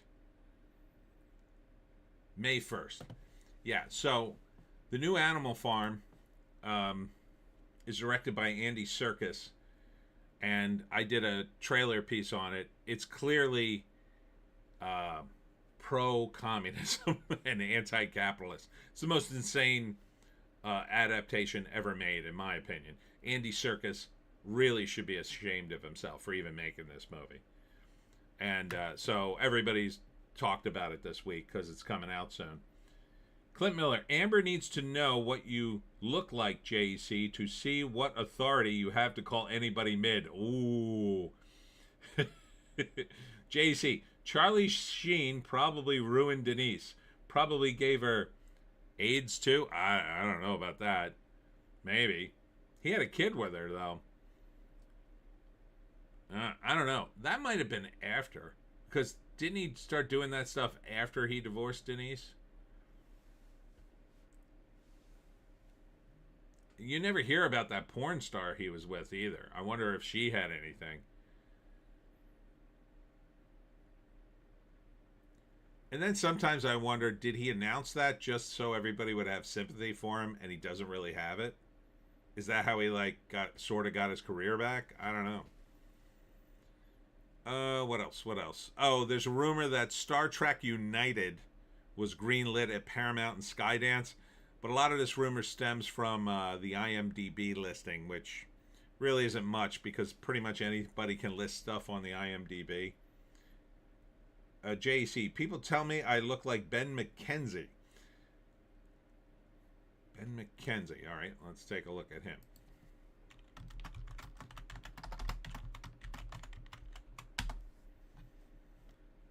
Ben McKenzie.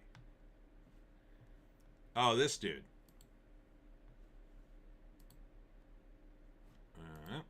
See if we can get up. There you go. So that's Ben McKenzie. So that's kind of JEC. There you go. According to JEC, though. Got to take that with a grain of salt. Alex Ogle, I foresee strong future for Star Trek Academy. I've heard nothing to counter that opinion. I also believe that Star Wars prequels were better than the original trilogy. Plinkett was wrong. Alex, you're just making trouble. I'm not going to stand for it. JC, Charlie was effing trans hookers while they were married. Oh my God. Clint Miller, Capri Anderson. Fair enough. What else came out? Oh, right. The ElfQuest movie is done. I don't know if you guys know ElfQuest. It is a pretty strong, independently produced comic for many decades by husband and wife team, Richard and Wendy Piney. And they were known all around the con circuit. Very nice people. And the solid fantasy comic, all about elves, and they've been trying to get a TV show or movie deal for years. But believe me, I know their hell. I know that hell. JEC, that girl in college told me while the OC was on the air. Oh, well. Look at you. You're wasting your time in comics. You should be doing modeling, JEC. Another Star Trek writer goes on a TDS tirade. Olivia Munn talking about stuff. She was pretty hot back in the day, Olivia Munn. She's still pretty hot. She's got great genes. She looks good. She's holding up pretty good. I'm surprised they never tapped her for Wonder Woman. She kind of looks like Wonder Woman. But she made a perfect Cyclops. Oh my god. I mean, she was Cyclops. Over at the Hollywood Reporter. What else? What else? More on Mario. More on Scarlet.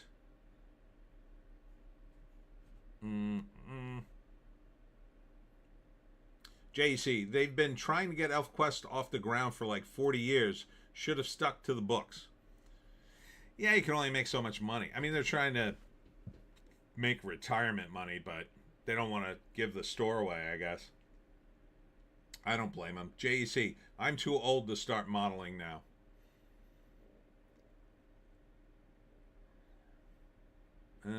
More on Sabrina Carpenter. More on the Malcolm in the Middle.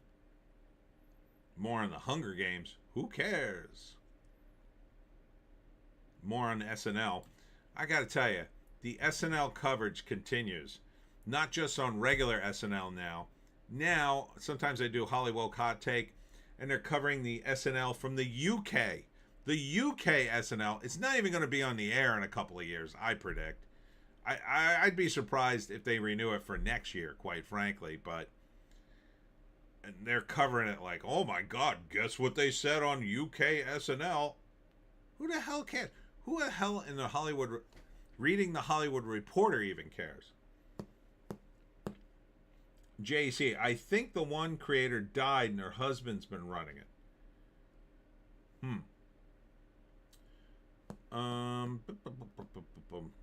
Baywatch reboot to remain at Venice Beach after filming issues. So this was the audition for Baywatch picture. Had a bunch of hot people show up for that.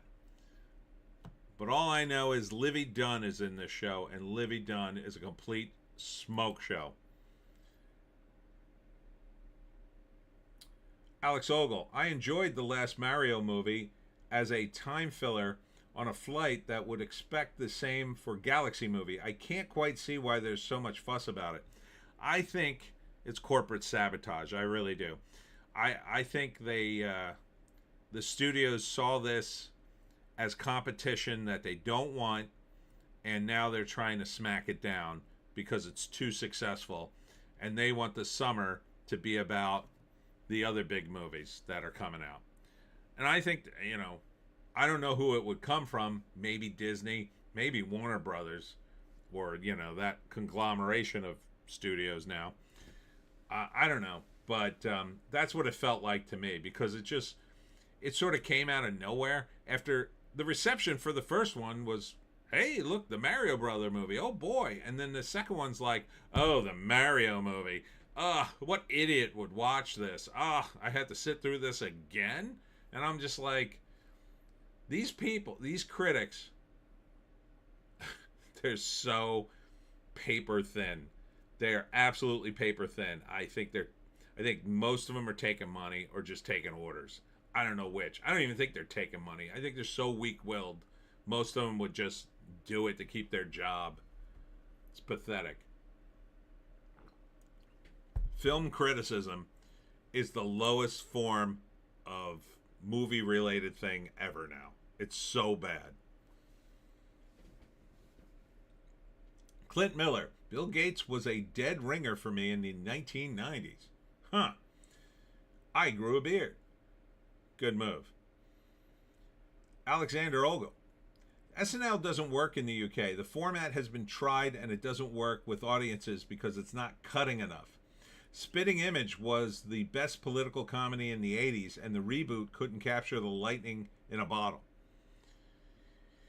Yeah, and I just don't feel like UK audiences would respond like a like I mean, the SNL formula was about being very subversive. And at a time when television was very staid. Like, television in the mid 70s was pretty boring and formatted, and there was very little interesting things at all. Then SNL comes along and just blew up the whole thing. I mean, they were doing things that no one did. But now, like, that ship has sailed. And, you know, the only thing they have to offer is that it's live, and it's barely live, because they have guys with cue cards standing off camera in every shot. The cast is required to read off the cue card. About the only person who can get away without reading the cue cards is the host. And it's just not great. They don't memorize their lines. It doesn't feel organic at all. And, you know, every sketch now, they used to have this great bit in the old SNL where they would pull back as they were going to commercial, and they would cut to an audience member who was clapping, and then they would put something underneath that was funny about them. And the audience could see it live, and they would usually read it and laugh. And that was a fun bit. And they dropped it. I don't know why. Somebody probably complained. But that was the kind of stuff SNL did. It was unexpected. There was a lot of comedy in it. Now, like, everything's a big wind up to nothing, in my opinion. Alex Ogle at Clint Miller. So long as the resemblance stopped back then and was only limited to looks and not flights. Indie Phantom. The only film critic thing I liked was Siskel and Ebert. The early years, because it was one of the only ways to see clips, etc. Now they just woke trolls, yeah, or just woke trolls. Yeah, they like things no one likes. They like anti-entertainment, which I've talked about many times. These movies that are for no one, that no one asks for, no one wants, and no one goes sees.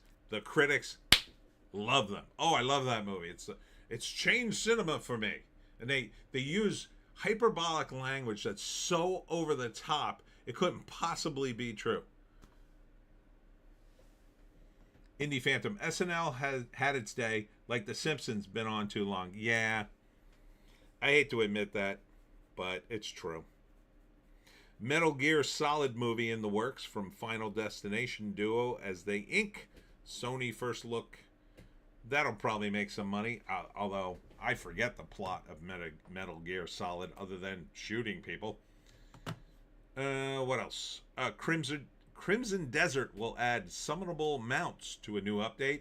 Is anybody playing this game? I hear this game is great from Asmongold, and then it's sort of like the movie effect we were just talking about. The critics apparently hate Crimson Desert, but it's doing very well, and the fans actually like it.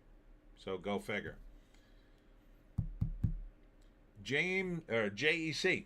I mean, Marge is dead now. Just end it. Was that a real change in the show? She's actually dead? I thought that was just a joke. Clint Miller. At Alex Ogle. My wallet didn't resemble Bill's. Ha! What else? How Paramount and Warner Brothers' crazy plan for 30 films a year could be taken seriously. Yeah, that would be better than doing 4 films at 200 million apiece. Doing 30 of them at like 10 to 20 million apiece would be a hell of a lot better, I think. Clint Miller, and I don't play bridge with Russian women. JEC, the actress who does the voice of Marge died last year. Oh, okay. But they did kill the character off in the show, but immediately brought her back. So they got another voice. I mean, they could use AI for the rest of eternity, which I think is the plan. They wouldn't lose a beat by using AI. They just have to figure out how to do it and get around the unions. I think they're just waiting for everybody to die. Like the 1980 movie Looker with Albert Finney. It predicted everything. I have to mention that movie every stream because it predicted so much. And it's a pretty good movie if you haven't seen it. What else? Indie Phantom, mid-budget movies must return. Start with action and comedy. Yes. Bravo. I endorse that comment. Alex Ogle at JEC. Now they can hire an Indian woman to voice her to push up their diversity rating. Oh, Homer, you are so crazy. Clint Miller, wasn't it a foreign language voice actress? I don't know. Alex Ogle, Looker is a superb film. It is the film for predicting the stuff that's happening in film, crazily enough. And Susan Day is naked. Indie Phantom, Looker is cool. Crichton. Yeah, I love the gun effect in that one too, where they zap you with the gun and you lose like hours of time.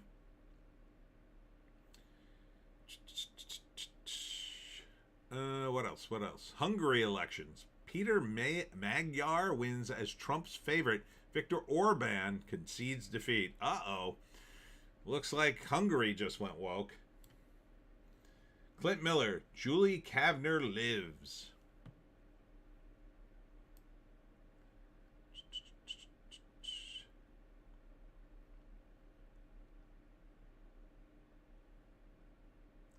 Scarlett Johansson recalls being pigeonholed because of her looks earlier in her career. A really harsh time. Yeah, it must have been terrible to be amazingly good looking and having everybody tripping over themselves to please you. Yeah, it must have been awful. How did you survive? JC, Julie Kavner. Am I saying that wrong?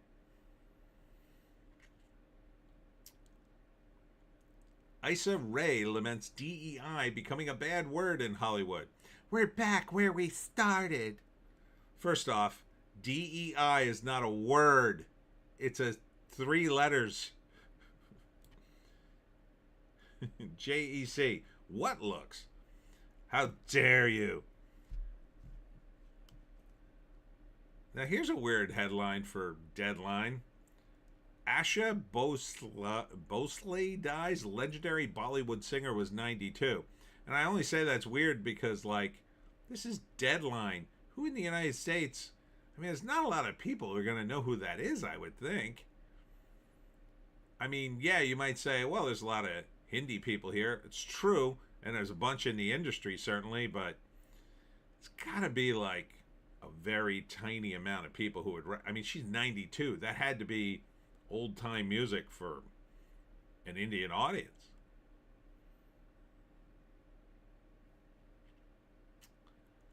More on SNL, of course, because who doesn't see enough articles about SNL? Bleeding Fool. Kevin Bacon returns to TV in Hulu's Southern Bastards adaptation. This is another comic book. I sort of vaguely remember it, but I didn't read it.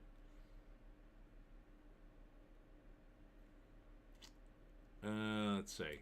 Here are the best movies about unconventional relationships. The Arrangement Meets the Family. Never heard of that.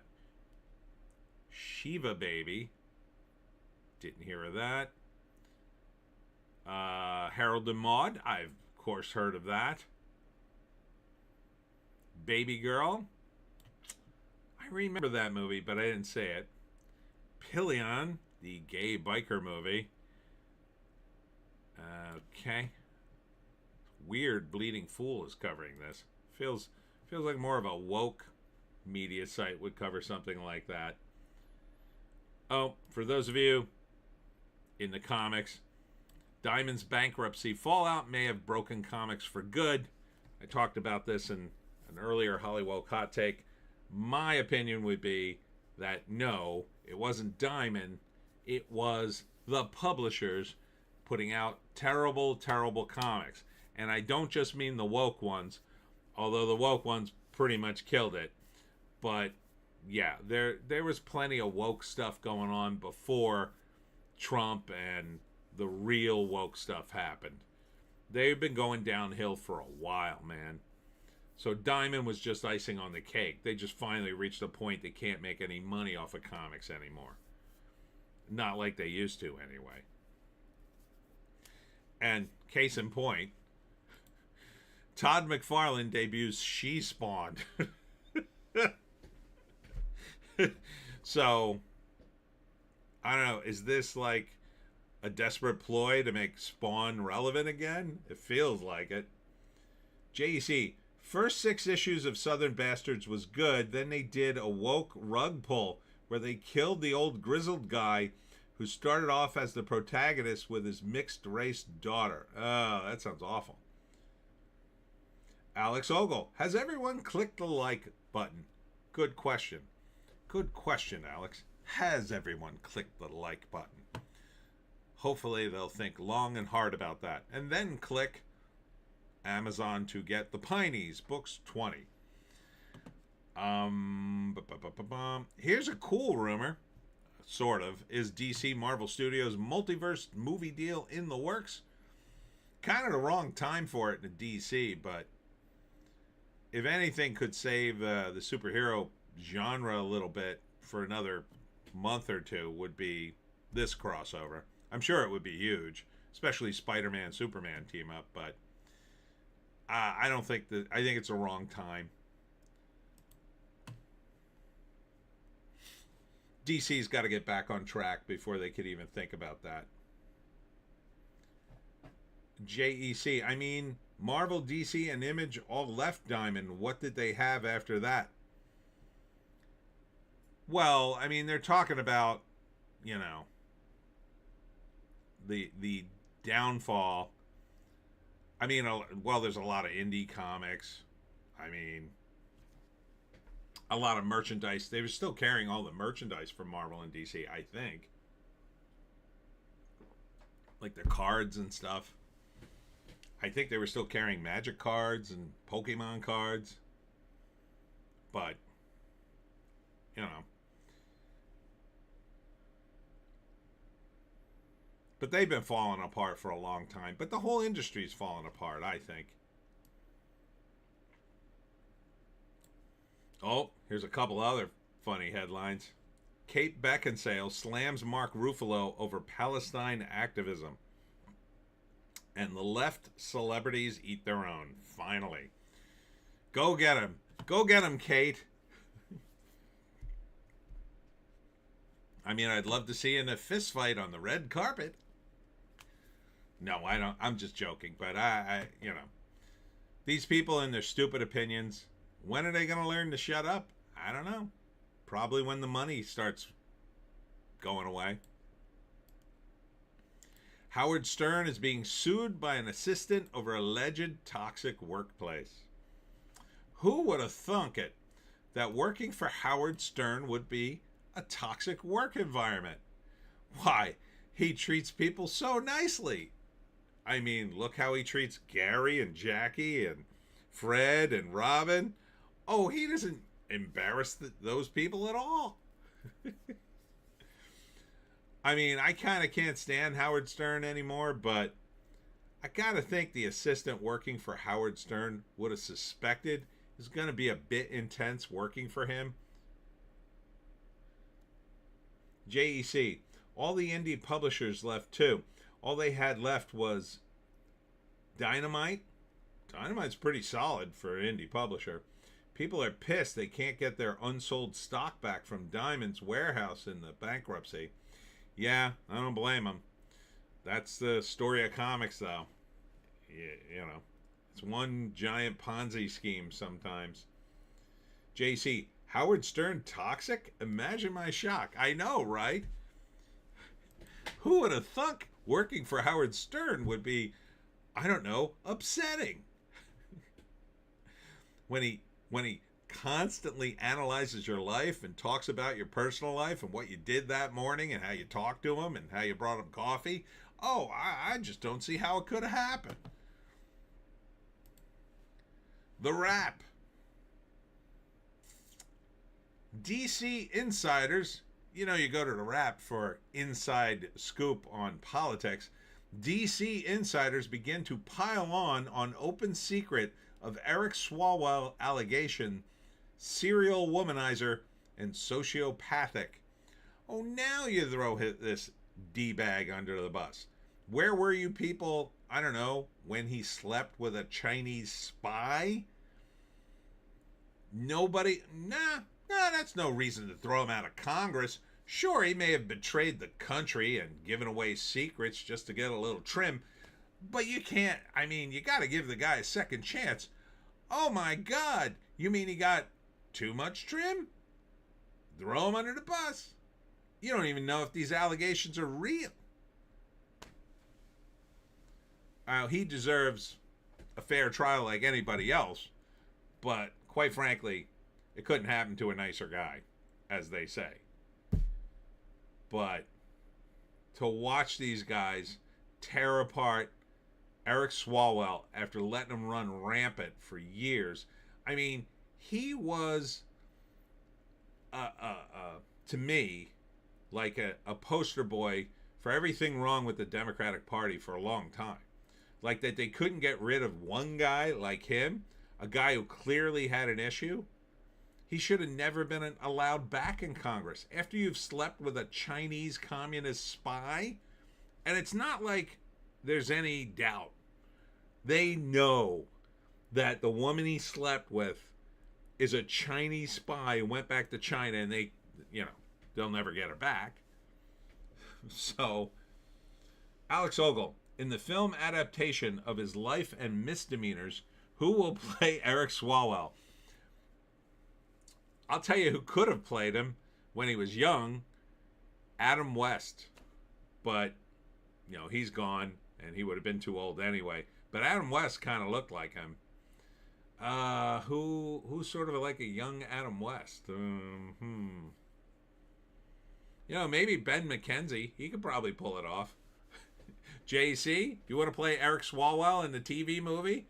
Eric Swalwell, I banged Fang Fang. That was the name of the Chinese spy for some insane reason. Yeah, I like that. I banged Fang Fang. JC, John Cena if he gets off the juice. Oh, yeah. Yeah, maybe. He's a terrible actor, though. John Cena. I mean, out of all the wrestlers, I have to give it to maybe, what's his face?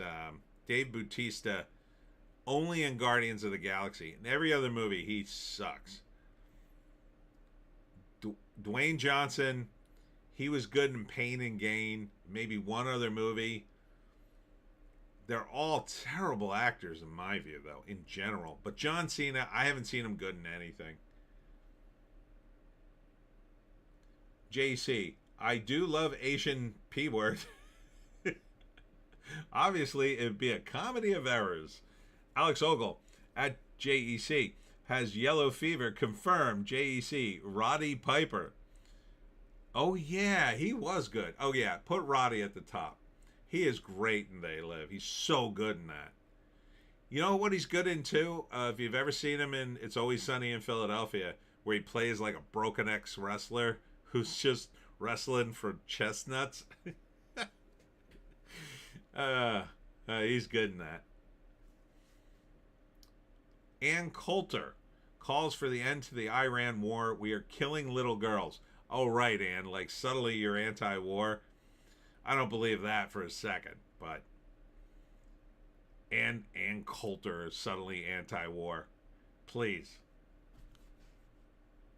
The best 7 new movies on Prime Video in April. Oh, I need to look at this list. Okay, let's see. What is this? Jeffrey Wright. Uh-oh, I'm not liking that.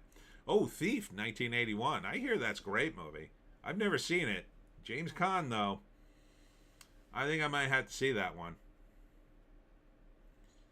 The Aviator. I don't know. Maybe. I mean, it's Leo and Scorsese. Maybe. The Sandlot. Everybody says this movie's good. I've never seen it, but maybe I'd give it a chance. The Terminator, 1984. I've seen it so many times. I love The Terminator. Maybe I would see it again in the uncut version. It's on Amazon. It's not totally uncut. They play commercials in the beginning, I think. Spy Game, 2001, with Brad Pitt and Robert Redford. Maybe. The Menu, already saw that. It was okay. It was weird. Had some weird moments. But at least John Leguizamo dies in it. So there's a lot of bright spots. American Fiction. Oh, okay. Now this is the Jeremy Wright movie. Or Jeffrey Wright. So he plays a academic who's publishing books and they don't do anything. JC, Sandlot is good, but it's a kid's movie. There's a better Howard Hughes biopic with Tommy Lee Jones from the 80s. It was a TV movie. Anyhow, he plays this professor who's an academic, and he writes novels, and his novels don't do very well. So his agent tells him the problem is they want stories from black voices, but they want it to be very black. Like, they want it to sound like very stereotypical black. So in a moment of like, he gets drunk, he gets depressed, and he gets drunk, Jeffrey Wright sits down and he writes the blackest story he could possibly think of, with like every black trope he could come up with, and sends it in to his agent as a joke, or half joke, I guess. And then his agent comes back to him the next day and says they want it, and they're in a bidding war to get it. And he creates this fake persona where he's like been in and out of prison, and like every black trope you could possibly think of. So he goes along with it at first to get the money, and then it goes out of control. So it kind of looked funny. It's so I might see that.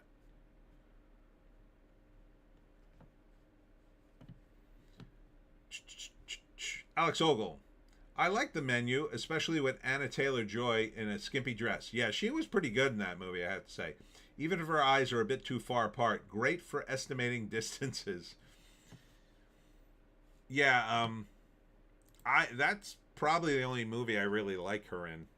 But that was pretty good.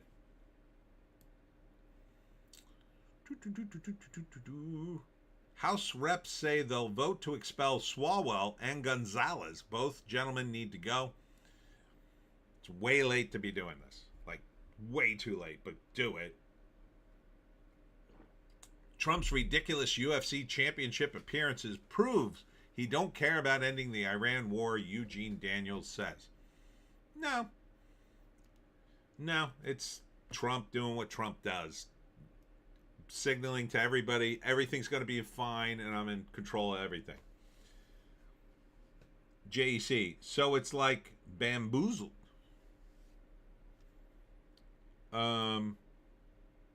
Yes? You're talking about American Fiction? I don't remember Bamboozled. Over at Cosmic Book News, James Gunn shares sloppy Superman image that botches Lois Lane. So, a lot of people were speculating that this was some kind of AI thing. I don't know, it's possible. But who cares? It's in the Superman movie. That's already done. JC, Spike Lee movie about blackface. Kinda. Rockstar confirms new breach amid alleged GTA 6 leak threat. Like, what are they going to leak exactly? I mean, unless you could steal the whole damn game and play it, what's the point of a leak? Oh, I know a bunch of stuff about the game I'm going to spend $100 on. These guys with the video games, I don't know how they effed it up so badly. They're making money. They couldn't stop printing money on these games. Like, I would have had 10 GTAs out by this time. just keep making them. Like, just keep adding extensions. I love the one. Which one is it? The one that takes place in the 90s with the gang war. I love that one. And they had this thing, but it was only in your neighborhood, where your gang takes over. You know, you have to fight dudes on the street to take over different sections of turf. I would have loved to take over the whole city. That would have been amazing. So why not put out an extension where that happens? Put a patch in so I could take over the whole damn city. Even if I keep fighting the same 5 dudes, I don't care. Just keep rotating the weapons. That was fun. JEC, GTA 5 Online kept making money. Yeah, just keep making them. I mean, I like the ones online too, but I want to pay all that money. It's a little nuts. The first one was nice and simple. Running around the Vice City map and the other map. Keep it simple.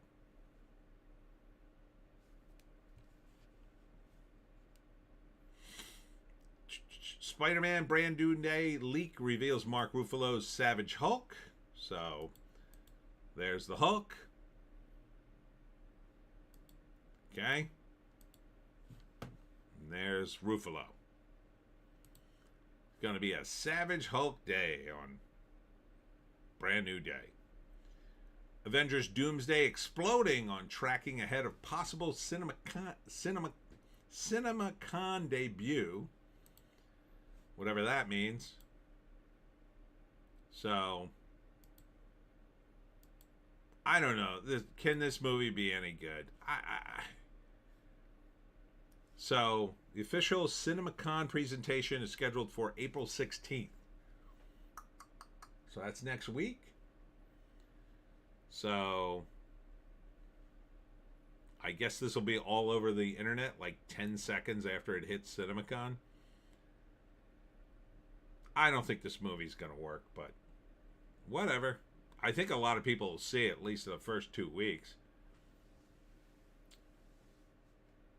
JEC, GTA 5 never stopped making money, so they haven't needed to make new ones until now. I don't know why they can't do both.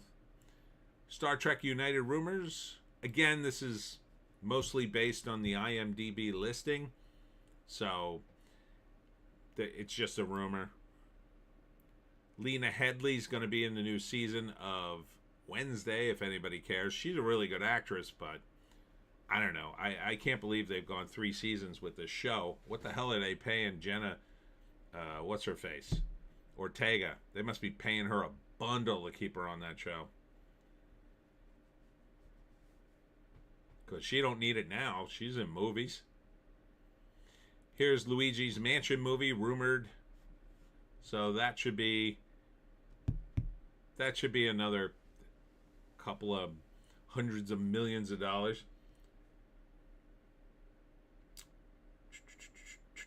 Alex Ogle, movie pitch. Supertran. Eric Swalwell, in an attempt to restore his name, plays an alien transsexual heroine on the march against bigotry, but is defeated not by being able to go to the correct bathroom and spending the entire film campaigning for new bathrooms while the earth burns. I could say it. Yeah, you don't have to send me that script. Over at That Park Place, Disney Plus members offered summer resort hotel discounts at Walt Disney World. Okay. Oh, finally, a Blake Lively headline. All right. So, I'm going to try to remember all the Blake Lively stuff that happened this week. So, she's been in court fighting over this movie, which was a hit. The Last of Us or something. No, it was called something else. So, she's suing Justin Baldoni. And there were 13 counts, and 10 of them, including all the sexual harassment things, have been dropped. So there's only 3 counts left in this lawsuit. I don't think that's enough when you have that many accusations drop. That, to me, looks really bad. And I believe this is a civil case. So I think anything goes in a civil case. But Blake is now dragging Taylor Swift back to testify against Justin Baldoni and her husband as well. Baldoni, oh God, he was dragging somebody else in to testify. Oh no, he was going to testify himself. So now he's going on the stand. And it just looks really bad, I think, for Blake Lively. Like, I think she's going to lose this case. And not only lose it, Baldoni may even sue her for suing him. Because his reputation, I think, has been damaged by this accusation. I would say. And if it got all dismissed like that, I think she did this because she thought Baldoni would back down immediately and give her whatever she wanted. And I think she wanted control. This is just my guess. I think she wanted control of the rights to Colleen Hoover's books, which are a gold mine because every woman on the internet has read her books. And Hollywood finally tapped into it. And Baldoni had the rights to the main book she wrote that was the biggest hit, and possibly one or two others, I'm not sure. Maybe access to the whole run, I don't know. JEC, I watched a video about what a C-word Rebel Wilson is, and apparently that Justin Baldoni used the same shady PR firm that uses very questionable methods to smear the other side. Oh, interesting. Alex Ogle, Super Trans costume is basically that of Dr. Frankenfurter, but in blue with a red cape. Oh, well, why didn't you tell me? Well, of course I want to see that on my desk by Tuesday.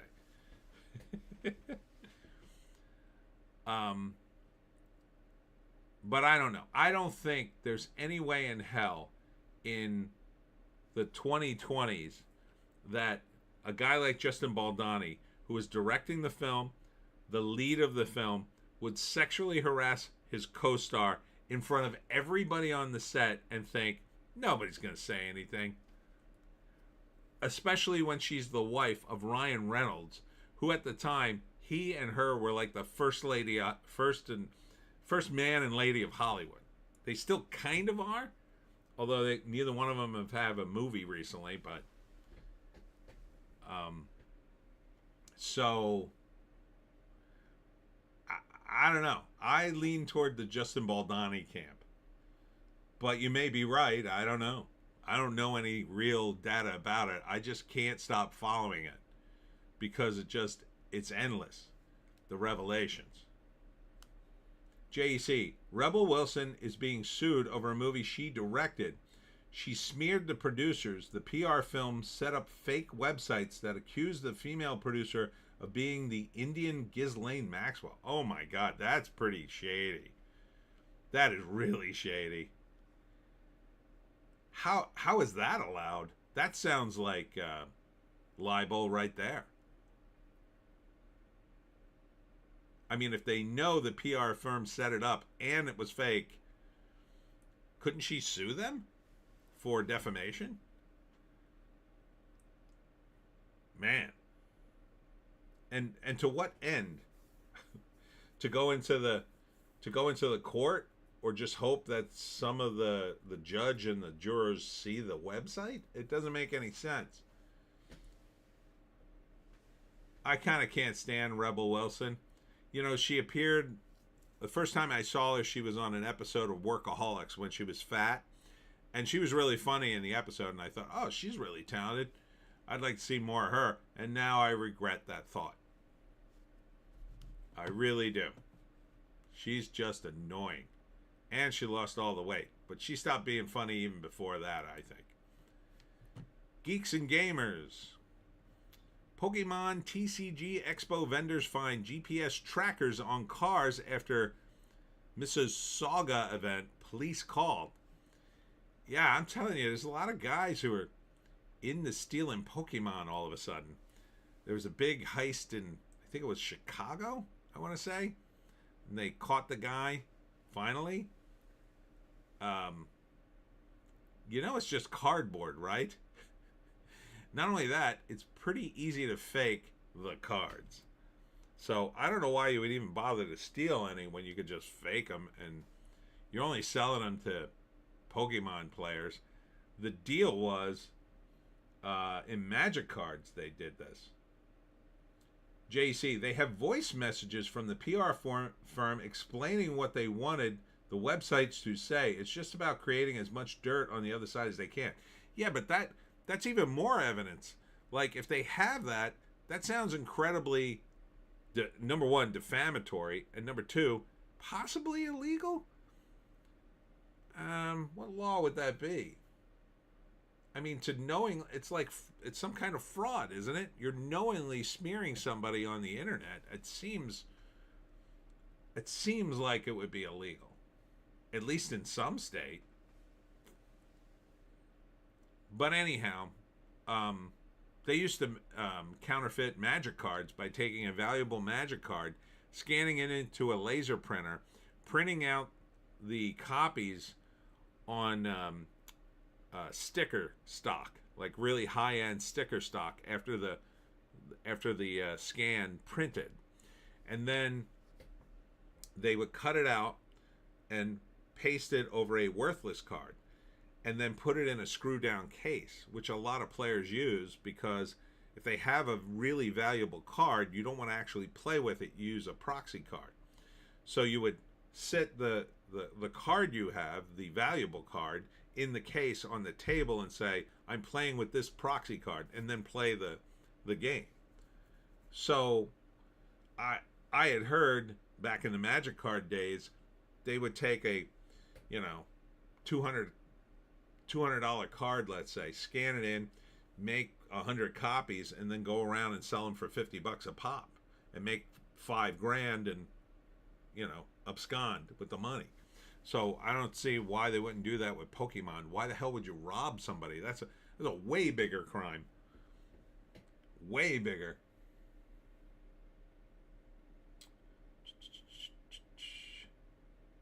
JC, yeah, they're probably going to turn around and sue their pants off when they get the first court case worked out. They should. Also, Rebel Wilson has been lying about her age for years. She's really 46, born in 1980. Born in 1980. So how old was it? Well, yeah, I guess that scans because, like, she was initially pretty fat, and when you're fat, you already kind of look older, so I guess that sort of worked for her. But then she lost the weight, and I guess she got a lot of plastic surgery. Popeye's one-piece bento box lunch. You can get an exclusive collectible at Popeyes? Oh boy, this is going to be big. Oh, the weebs love One Piece. I gotta say, it's a pretty good show. That's an excellent marketing campaign, too. Because, Popeye was a sailor man and One Piece is a pirate. JEC. Also, her name isn't Rebel Wilson. That I knew. I forget her name, though. Gina Carano being canceled by Disney ahead of Rousey fight. They tried to make an example out of me. They're canceling her again? JEC. Ozempic and a lot of makeup when she's on camera. Yeah, appears to be the way.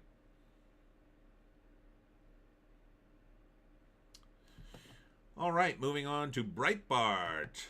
Trump to blockade Strait of Hormuz after Iran refuses to give up nukes. Okie dokie. That's not going to do much for the price of gas. No bueno. See how this works out. Kirk Cameron hails spiritual revival ahead of America 250. Christianity, America's founding religion, our success based on a biblical way of life. Swalwell recorded sexual assault denial at mansion of donor engaged to honey trapper. Sure he did.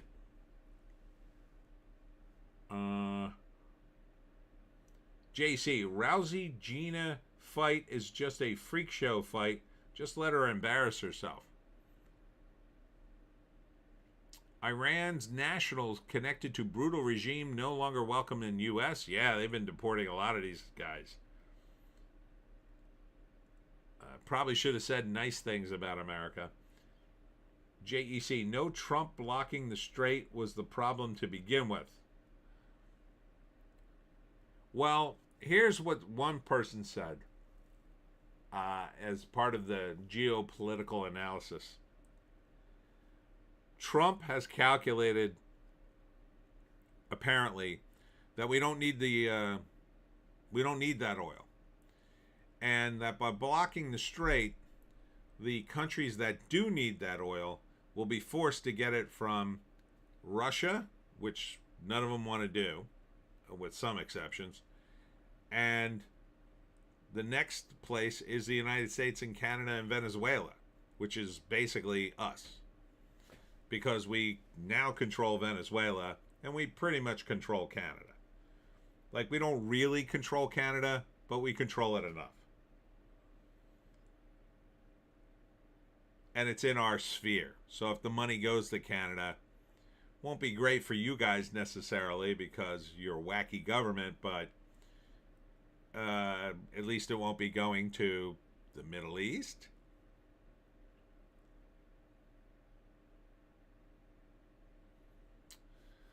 Well, this is no good. What the... Oh, David Cross. Audience erupts in laughter after comedian David Cross says he looks forward to President Trump's deletion. Not deletion, but natural deletion, I guess you would call it. I'm not surprised. David Cross says stuff like that. Who cares? Oh, wait. I forgot to go to... Wait. Entertainment. There we go. JEC. We're friendly normally. Yeah. Unfortunately, your government is cuckoo bananas right now. I would hate to give them more money because I feel like that'll keep Carney in power. And it'll continue to delude people that believe in the socialist way of life that, oh, it's working. It's working. We're making money now. I mean, it's possible so much oil money could come in to keep things rolling in Canada. Like at a level that would improve things. So, I don't know. I don't know if that'll help you in the long run. Left-wing celebs completely silent on Eric Swalwell's sexual assault allegations with one C-list exception. And I forget who that was. Oh, it was Ethan Embry, who I've heard the name. So, no one else is coming out against Swalwell. They should have. Now they're going to take a hit for this. JC. Carney is too right-wing for the lefties. The big problem is he wants to sell us out to China and the EU. Yeah, that's a big problem. I mean, and that's why I don't want to see Canada get money. But maybe Alberta will go independent and end up in our sphere. They apparently had enough signatures. I haven't been following the Alberta thing too closely, but that sounded encouraging. But is it possible that Alberta would really leave Canada? Is that even possible? I mean, they've talked about that in the United States with like Texas and a couple other places, back in the, I guess that was during Obama. Rick Perry was talking about leaving the United States and seceding. No one believed it here. Is it possible that Alberta would actually leave Canada and that Canada would allow it? I can't see them allowing it. Alex Ogle at JEC, it's the Chinese I'm most worried about. No one is taking them seriously as a threat. The big problem is if the NDP will be on the rise after that debacle of a party meeting. That was pretty crazy. And then the other thing that came out this week was the woman who used the new acronym for rainbow people, and the letter listing was about I'm going to say 30 letters long. Clint Miller, wasn't there a civil war once upon a time? In Canada? I think. JEC, the separation thing lost all its steam when Trump started to deny the Epstein files, and after the Iran war, forget about it. Indie Phantom, swallow well, and Sean Penn, no surprise. Alex Ogle, Alberta is unlikely to go anywhere, but Trump could do everything he can to make it advantageous. Canada's federation allows provinces to leave if they wish. It's not like the U.S. Yeah, I know. Technically, our states are allowed to leave, but it's never going to happen. I think they would rather throw everybody in jail than allow a state in the United States to leave, no matter what the circumstance. So that's what I would imagine would happen in Alberta, that the federal government would come up with some reason. Oh, no. The problem is there's a crazy right-wing government in Alberta, and we're going to just temporarily take it over and fix things. And that would be the end of it. But if you're saying that's not happening, then maybe they're not that far along. I don't know. Disney under fire for woke Malcolm in the Middle reboot. FU Hulu. I don't think it's that big of a fire, but some fans have been complaining. Hollywood's worst nightmare. Indian film studios rapidly adopt AI to slash cost and production time by 70 to 80%. They already make way more movies than Hollywood does. So, yeah, they're going to make a lot more, but their sensibilities, they're getting more broad. Like I saw, I did an analysis of a movie called Toaster. It was pretty good, but the problem is it was a comedy and it takes place in India, and the circumstances around the story are foreign enough to me that I can't totally get all the comedy. But I got quite a bit of it. But I don't know. I don't think they can do that. What they would need to do, Bollywood would need to fund some American films and then really compete with Hollywood, right? So the idea would be, imagine if the Bollywood guys got together and said, we're going to have some American actors come here and we're going to shoot, let's say, an American comedy or an American gangster film, or a story where an American gangster, and I say this just because it would be action, comes to India to deal with other gangsters. Like that could really work and appeal to the American audiences, and then they could really dig into the box office here. But they would have to hire enough American talent so they would get the sensibility right. And right now they haven't done that. Now on the other side, Netflix has done that. They have hired Indian crews and actors to do stuff that appeals to an Indian audience. They're still kind of ham-fisted at it, I think, but some of it, I think, has worked, and a lot of it's just them buying the rights to things to put on Netflix. JEC, NDP currently have 6 out of 300 and something seats in Parliament.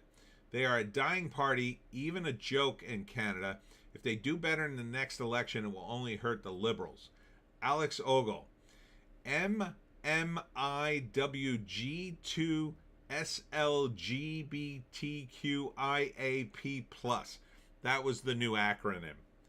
And the woman who was in the video rattled it off like nothing. Like she had been practicing it for weeks, and she was the kind of person that the moment she said it, I knew she was just waiting for someone else to go, is that a real thing? So she could lecture them.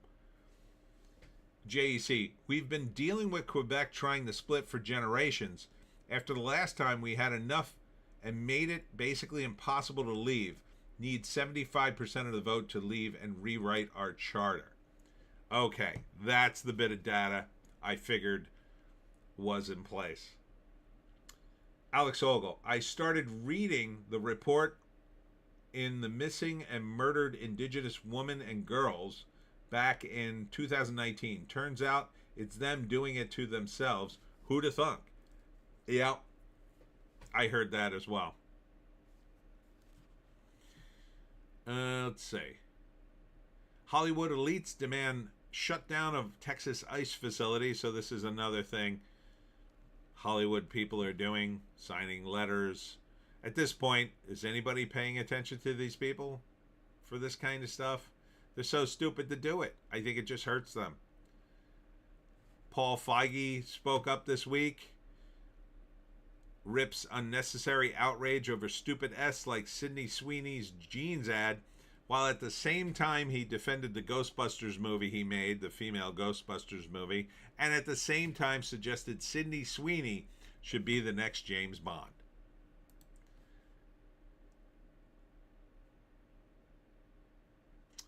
Let's see. Atlanta's Hollywood of the South vanishes as film production plummets and move to the UK. They go to where the money is, where the taxes are least. I can't imagine they're low in the UK, but maybe they are for foreign countries or foreigners coming in to make movies. The UK is probably so desperate they'll give you anything. JEC, they said they found a bunch of bones under a residential schools up here. Turns out when they dug up the area, it was just a bunch of rocks. Oh, it wasn't even bones. Jesus. There's a bunch of noise about George Clooney this week that he traded barbs back and forth with Trump. Seemed like a big distraction. And finally, let's go to New York Post. There was a shooting in New Jersey at a Chick-fil-A in Union, New Jersey. That's way up north. It's very urban. Yeah, it's a shame. My 600-pound life star dies at 30. My God, what could she have possibly died of? That's horrific. Ex-longtime Springsteen drummer says woke boss should respect Trump. Oh boy. I think Bruce Springsteen should just play his songs and not do any politics. If he's going to do any politics, he should just put it in a song and release it. And if it's a good song, people will like it. If it's not a good song, it just goes away, just like everything else. But his virtue signaling on stage, I'd be pissed off if I paid like $3,000 for a Springsteen ticket and he started lecturing me about politics. I don't want to hear that. I don't want to hear that from a Trump guy. So, but I don't know. Springsteen he's just too rich, I think. Gavin Newsom breaks his silence on horrifying claims against Eric Swalwell. Oh boy. So now Newsom sees his chance. Oh, I'll throw this guy under the bus. Oh, yeah, that'll be good. Then I'll look like the hero. Me and my hair. Why Savannah Guthrie's Today return means NBC won't let Hoda Kotep step away from the show. Oh, who cares? This poor woman's mother still hasn't been found. That's another thing I've been following. I think they're going to get sued. The sheriff's department in that county, I hope Savannah sues them because something went wrong in that investigation, I think. I mean, granted, she's near Mexico. It's a desert, but I don't see how they botch an investigation that badly. I don't see how people get kidnapped anymore. I mean, I'm sure it happens, but you're talking about an 84-year-old woman. You know, unfortunately, I think the only answer is she was probably deleted and dropped into a hole in the desert somewhere. That's why they can't find her, but I hope not, but I don't see any other, much chance of anything else. Jennifer Lopez makes surprise Coachella debut at 56 in plunging bodysuit. Well, J-Lo's body's still pretty together. Generally speaking, she looks good. That's a weird outfit, but she looks okay. It's clearly like a bodysuit going on there, I think. That's not her skin. But, you know, that's fine. Whatever. Kamala mocked for worst Trump impression ever. French fries short of a Happy Meal.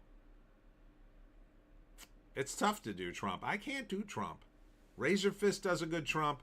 Crowder does great Trump. A few other people. I just can't seem to get the voice. I had it like for about 5 minutes.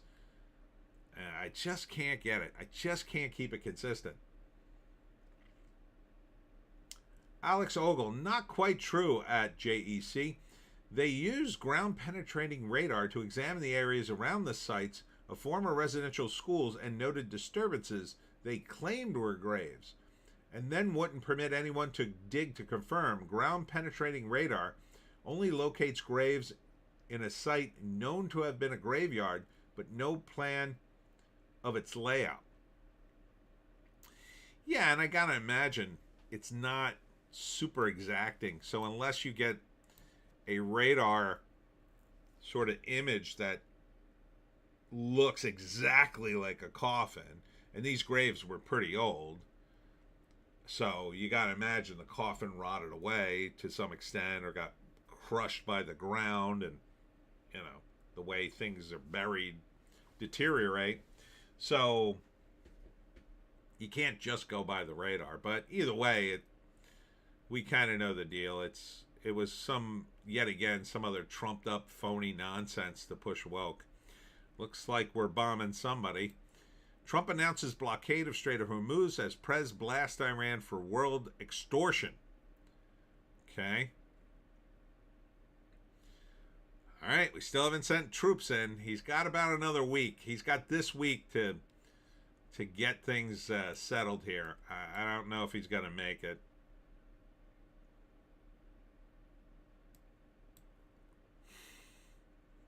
Don't care about that.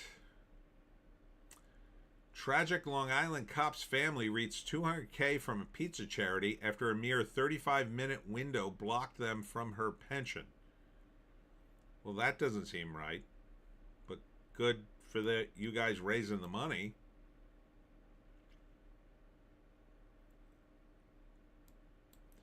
Sergio Garcia destroys driver, gets warning in Wild Masters meltdown. Didn't somebody get a hole-in-one in... I believe somebody got a hole-in-one in the Masters, too. But that was earlier in the week, I think. Once again, a teacher admits to having sex with 2 teens after being spotted kissing a young student. Jesus.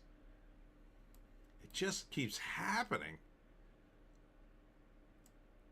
Mamdani's trademark smug videos now undermining his agenda, experts say. Price to pay. More on Kylie Jenner. Well, she looks hot. I gotta say it.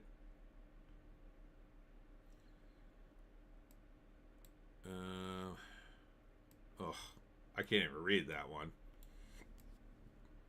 Sports, don't care. Proud 35-year-old virgin refuses to settle despite what trolls say. Well, she's pretty cute. Clint Miller. MK-41 vertical launch system on that destroyer. I worked on that program, moved from Baltimore to Morristown, New Jersey. I know what company you work for. I have relatives who work for the same company.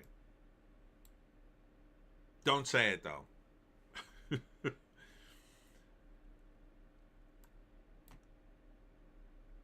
Let's see. Toddlers at luxury New York City school locked out of community gardens, second-class citizens. Those poor toddlers, they should organize a protest. What the hell is happening? Why would they lock toddlers out of a garden? It seems so cruel.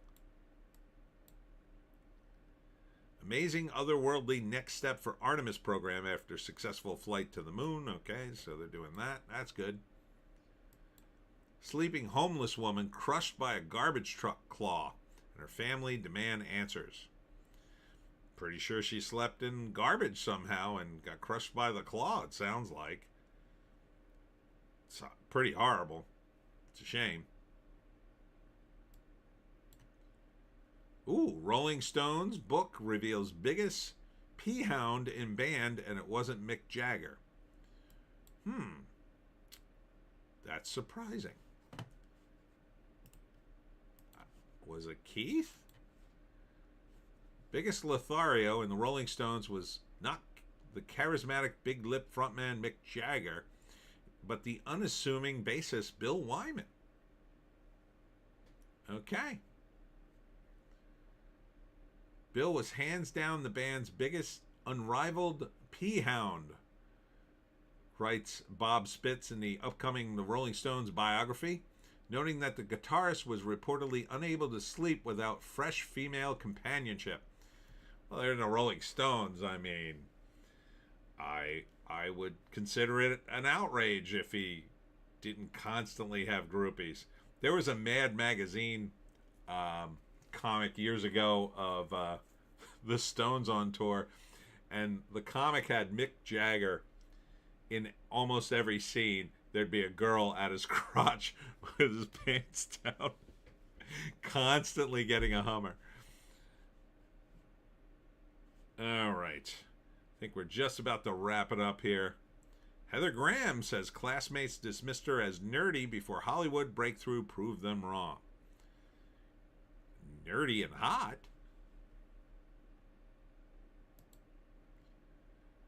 Let's see. Michael Jackson biopic will shamefully whitewash his controversial light. Look, this one is approved by the family.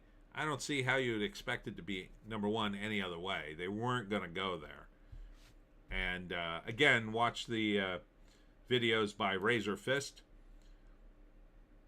John Cleese blasts the world's silence on Easter massacre of Nigerian Christians by Islamist terrorists.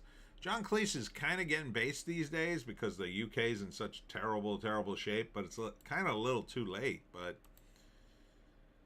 I don't know what's going to happen to the UK. It seems on the verge of flipping, and then at the same time, it seems to be in terrible, terrible shape. Struggle every day. No doubt guitarist diagnosed with early onset Parkinson's disease. Oh, that's rough. Cheryl Ladd says she wore the tiniest bikini ever to make a point to Charlie's Angels producer. Good for you, Cheryl.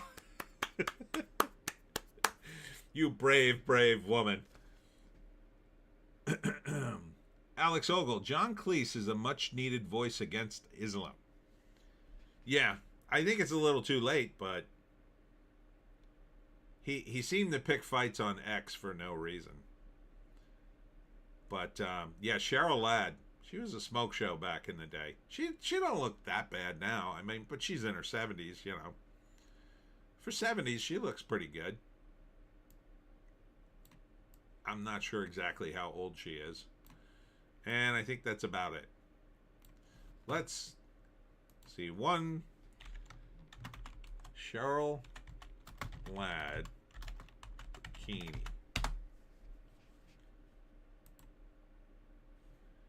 All right, here's a good one. So there she is back in the day. Pretty nice. That's a poster. Is this her too? Yeah, this is another old picture.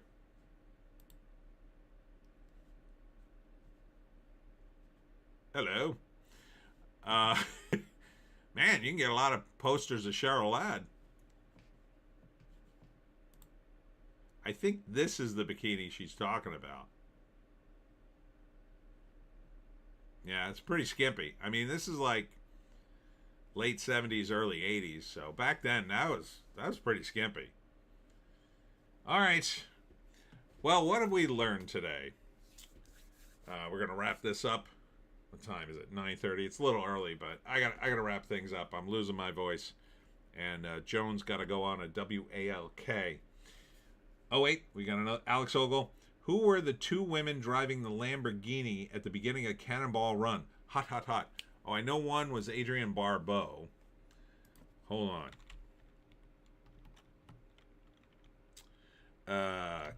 Cannonball Run.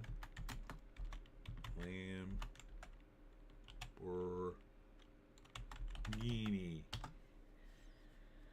almost sure one of them was um, Adrienne Barbeau and Tara Buckman. Tara Buckman. So let's see if we could find a good picture of them. Yeah, that was when Adrienne Barbeau was still pretty hot.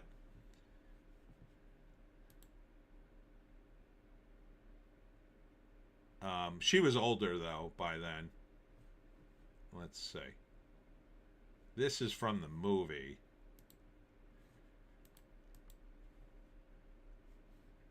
Oh, man.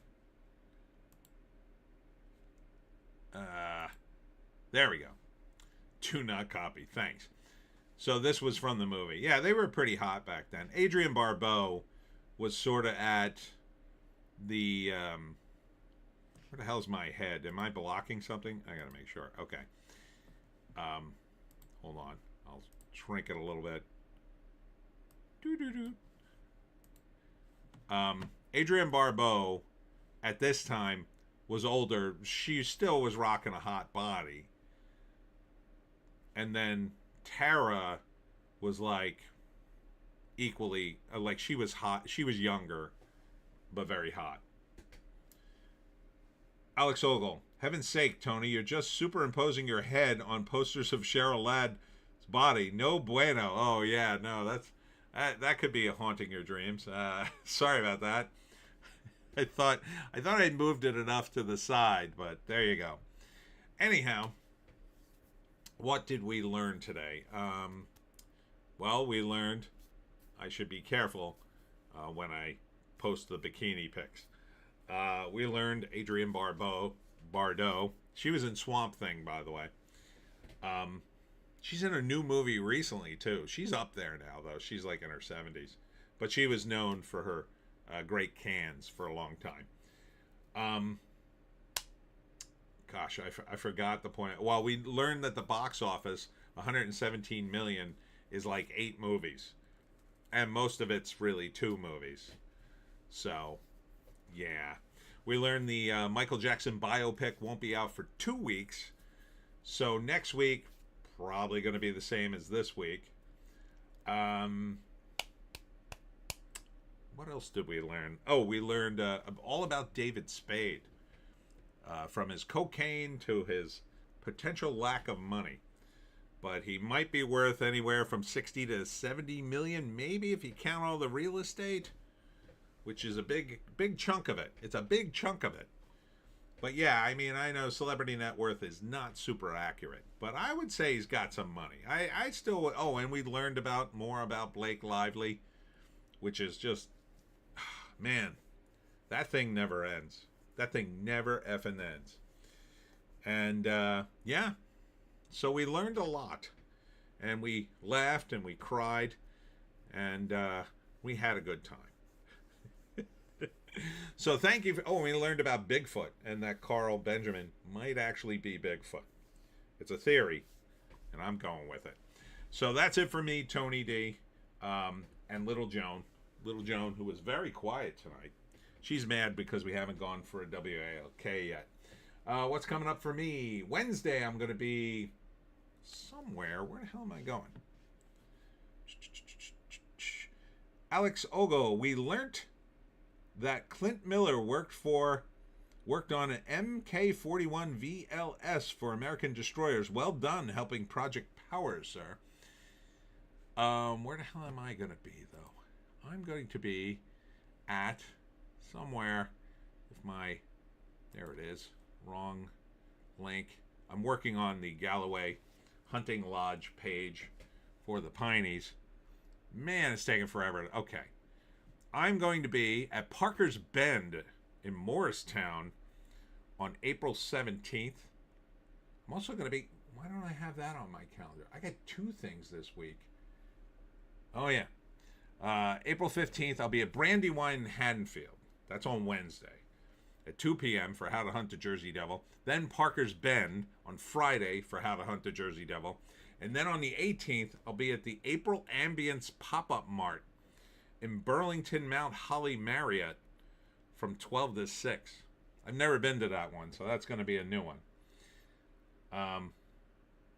Alex Ogle, you learned that Hawaiian pizza comes from Chatham. Chatham. Really? Oh, I thought you were just messing with me. So it really does come from Chatham? Should have come from Hawaii. Well, if it came from Hawaii, it would probably have spam on it.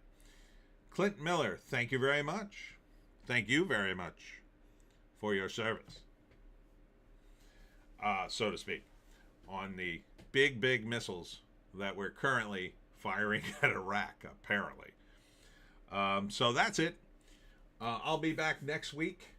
Yes, on Sunday. Because I got nothing going on. Well, me and my girlfriend are doing something on Sunday. I know that. We're maybe going into the Pines to look for glass from the 1800s. It's a long story. It should be fun, though. It's a trip to the Pines, so I'm all about it. And, yeah, so it's going to be a good week. I'm very psyched. Thanks for tuning in, and we'll see you in the next one.